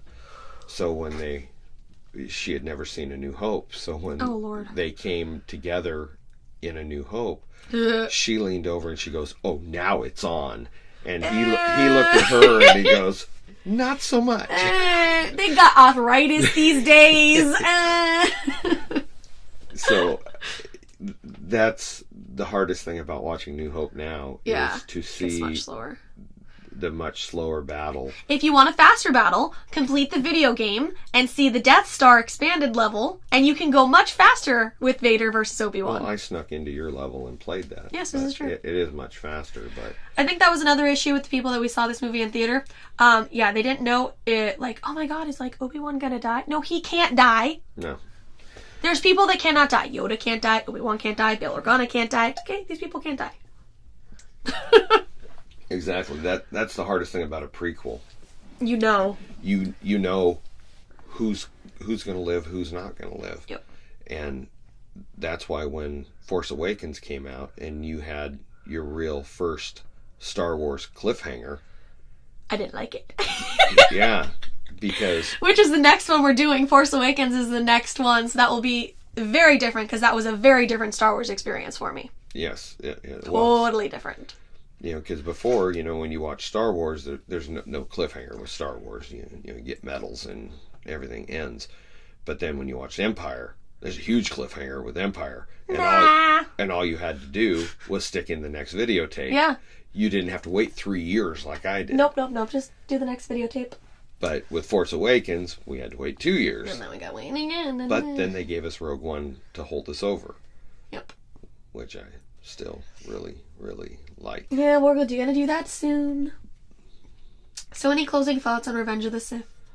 It's my favorite of the prequels. If you don't count Rogue One. Nah, different. Rogue One is part of Rogue One is the same as Solo. It is a Star Wars story. It's a story. Those are the stories. Yep. What I call Rogue One the fucking crawl. Pretty much. New Hope. That's what it is. That's all it is. Somebody had asked me about Rogue One. Mm-hmm. Well, what's it about? And I go, have you read the crawl at the beginning of Star Wars? They go, yeah. I go, that's what it is. that's what it is. Yep. But Revenge of the Sith is definitely my favorite of the prequels. Yes. It is what I waited for forever, because I'd heard stories and read in magazines when I was a kid that how Vader became in the suit. Mm-hmm. And it was a lightsaber battle with Obi-Wan on a lava planet. And we got to see it. Yep. And it was an epic lightsaber battle. Yeah, Revenge of the Sith is my favorite too. And I have some parts that are like iffy. I'm just gonna count those deleted scenes as real things. But I have some favorite parts. Call them canon. Call them canon. Yep. No, I do like the I feel like scenes. we have called them canon by recasting the same chick as Mon Mothma in Rogue One. Yeah. Those deleted scenes are fair game. Yeah. And being is everything they talk about in those deleted scenes is building the rebellion. Is what happens in Rogue One, Star Wars, Empire, Jedi. That's exactly. Yeah. It totally flows into it. It's like there should be. Of course, we don't need another George Lucas director cut. No. But it's like there should be those scenes should be inserted somewhere in the movie. But Disney. At least they're on the Blu-ray. Disney won't do any of that. No. They had made a promise that they wouldn't re-edit anything. Yep. Everything is as is. So next up, we are doing Force Awakens, and then after that, it'll be Rogue One. Yeah. And then that's it. And then we're done till the next one. Next December. Next December. Next one. Star Wars Episode 9. Interesting. Who the fuck is Rey? Star Wars Episode 9, as some people are calling it, fix everything Rian Johnson did. Oh, it's gonna be interesting. J.J. Abrams is back. I have mixed feelings about this new one, but I have feelings they're gonna do my character wrong, so we'll see. I'm curious. I definitely like Force Awakens the best, and then Last Jedi is down a notch. I still like it. Yeah. But it's down a notch from Force Awakens. Force Awakens was... Is Last Jedi the first Star Wars podcast we did? Yes, it is. Oh, that's weird. Yeah. Weird. And then we went to New Hope. Yep, then we went release order. That's what we've been doing, release order. That's why Force Awakens is next. Then Rogue One, and then we'll be... And then we slipped Solo in when it came out. When it came out, yeah. Yeah. But that's the order we did it in. Yep. So... Alrighty guys, well thank you so much for listening to Revenge of the Sith. As always, I would love to hear what you guys think of this movie. Which prequel is your guys' favorite? Force Awakens will be next whenever we have time to do that. Probably in the new year, I would assume. With my work schedule, yep. Probably. Thank you for joining me on the Revenge of the Sith podcast. You betcha. Alright guys, I will catch you in the next Chit Chat with Cass. Later.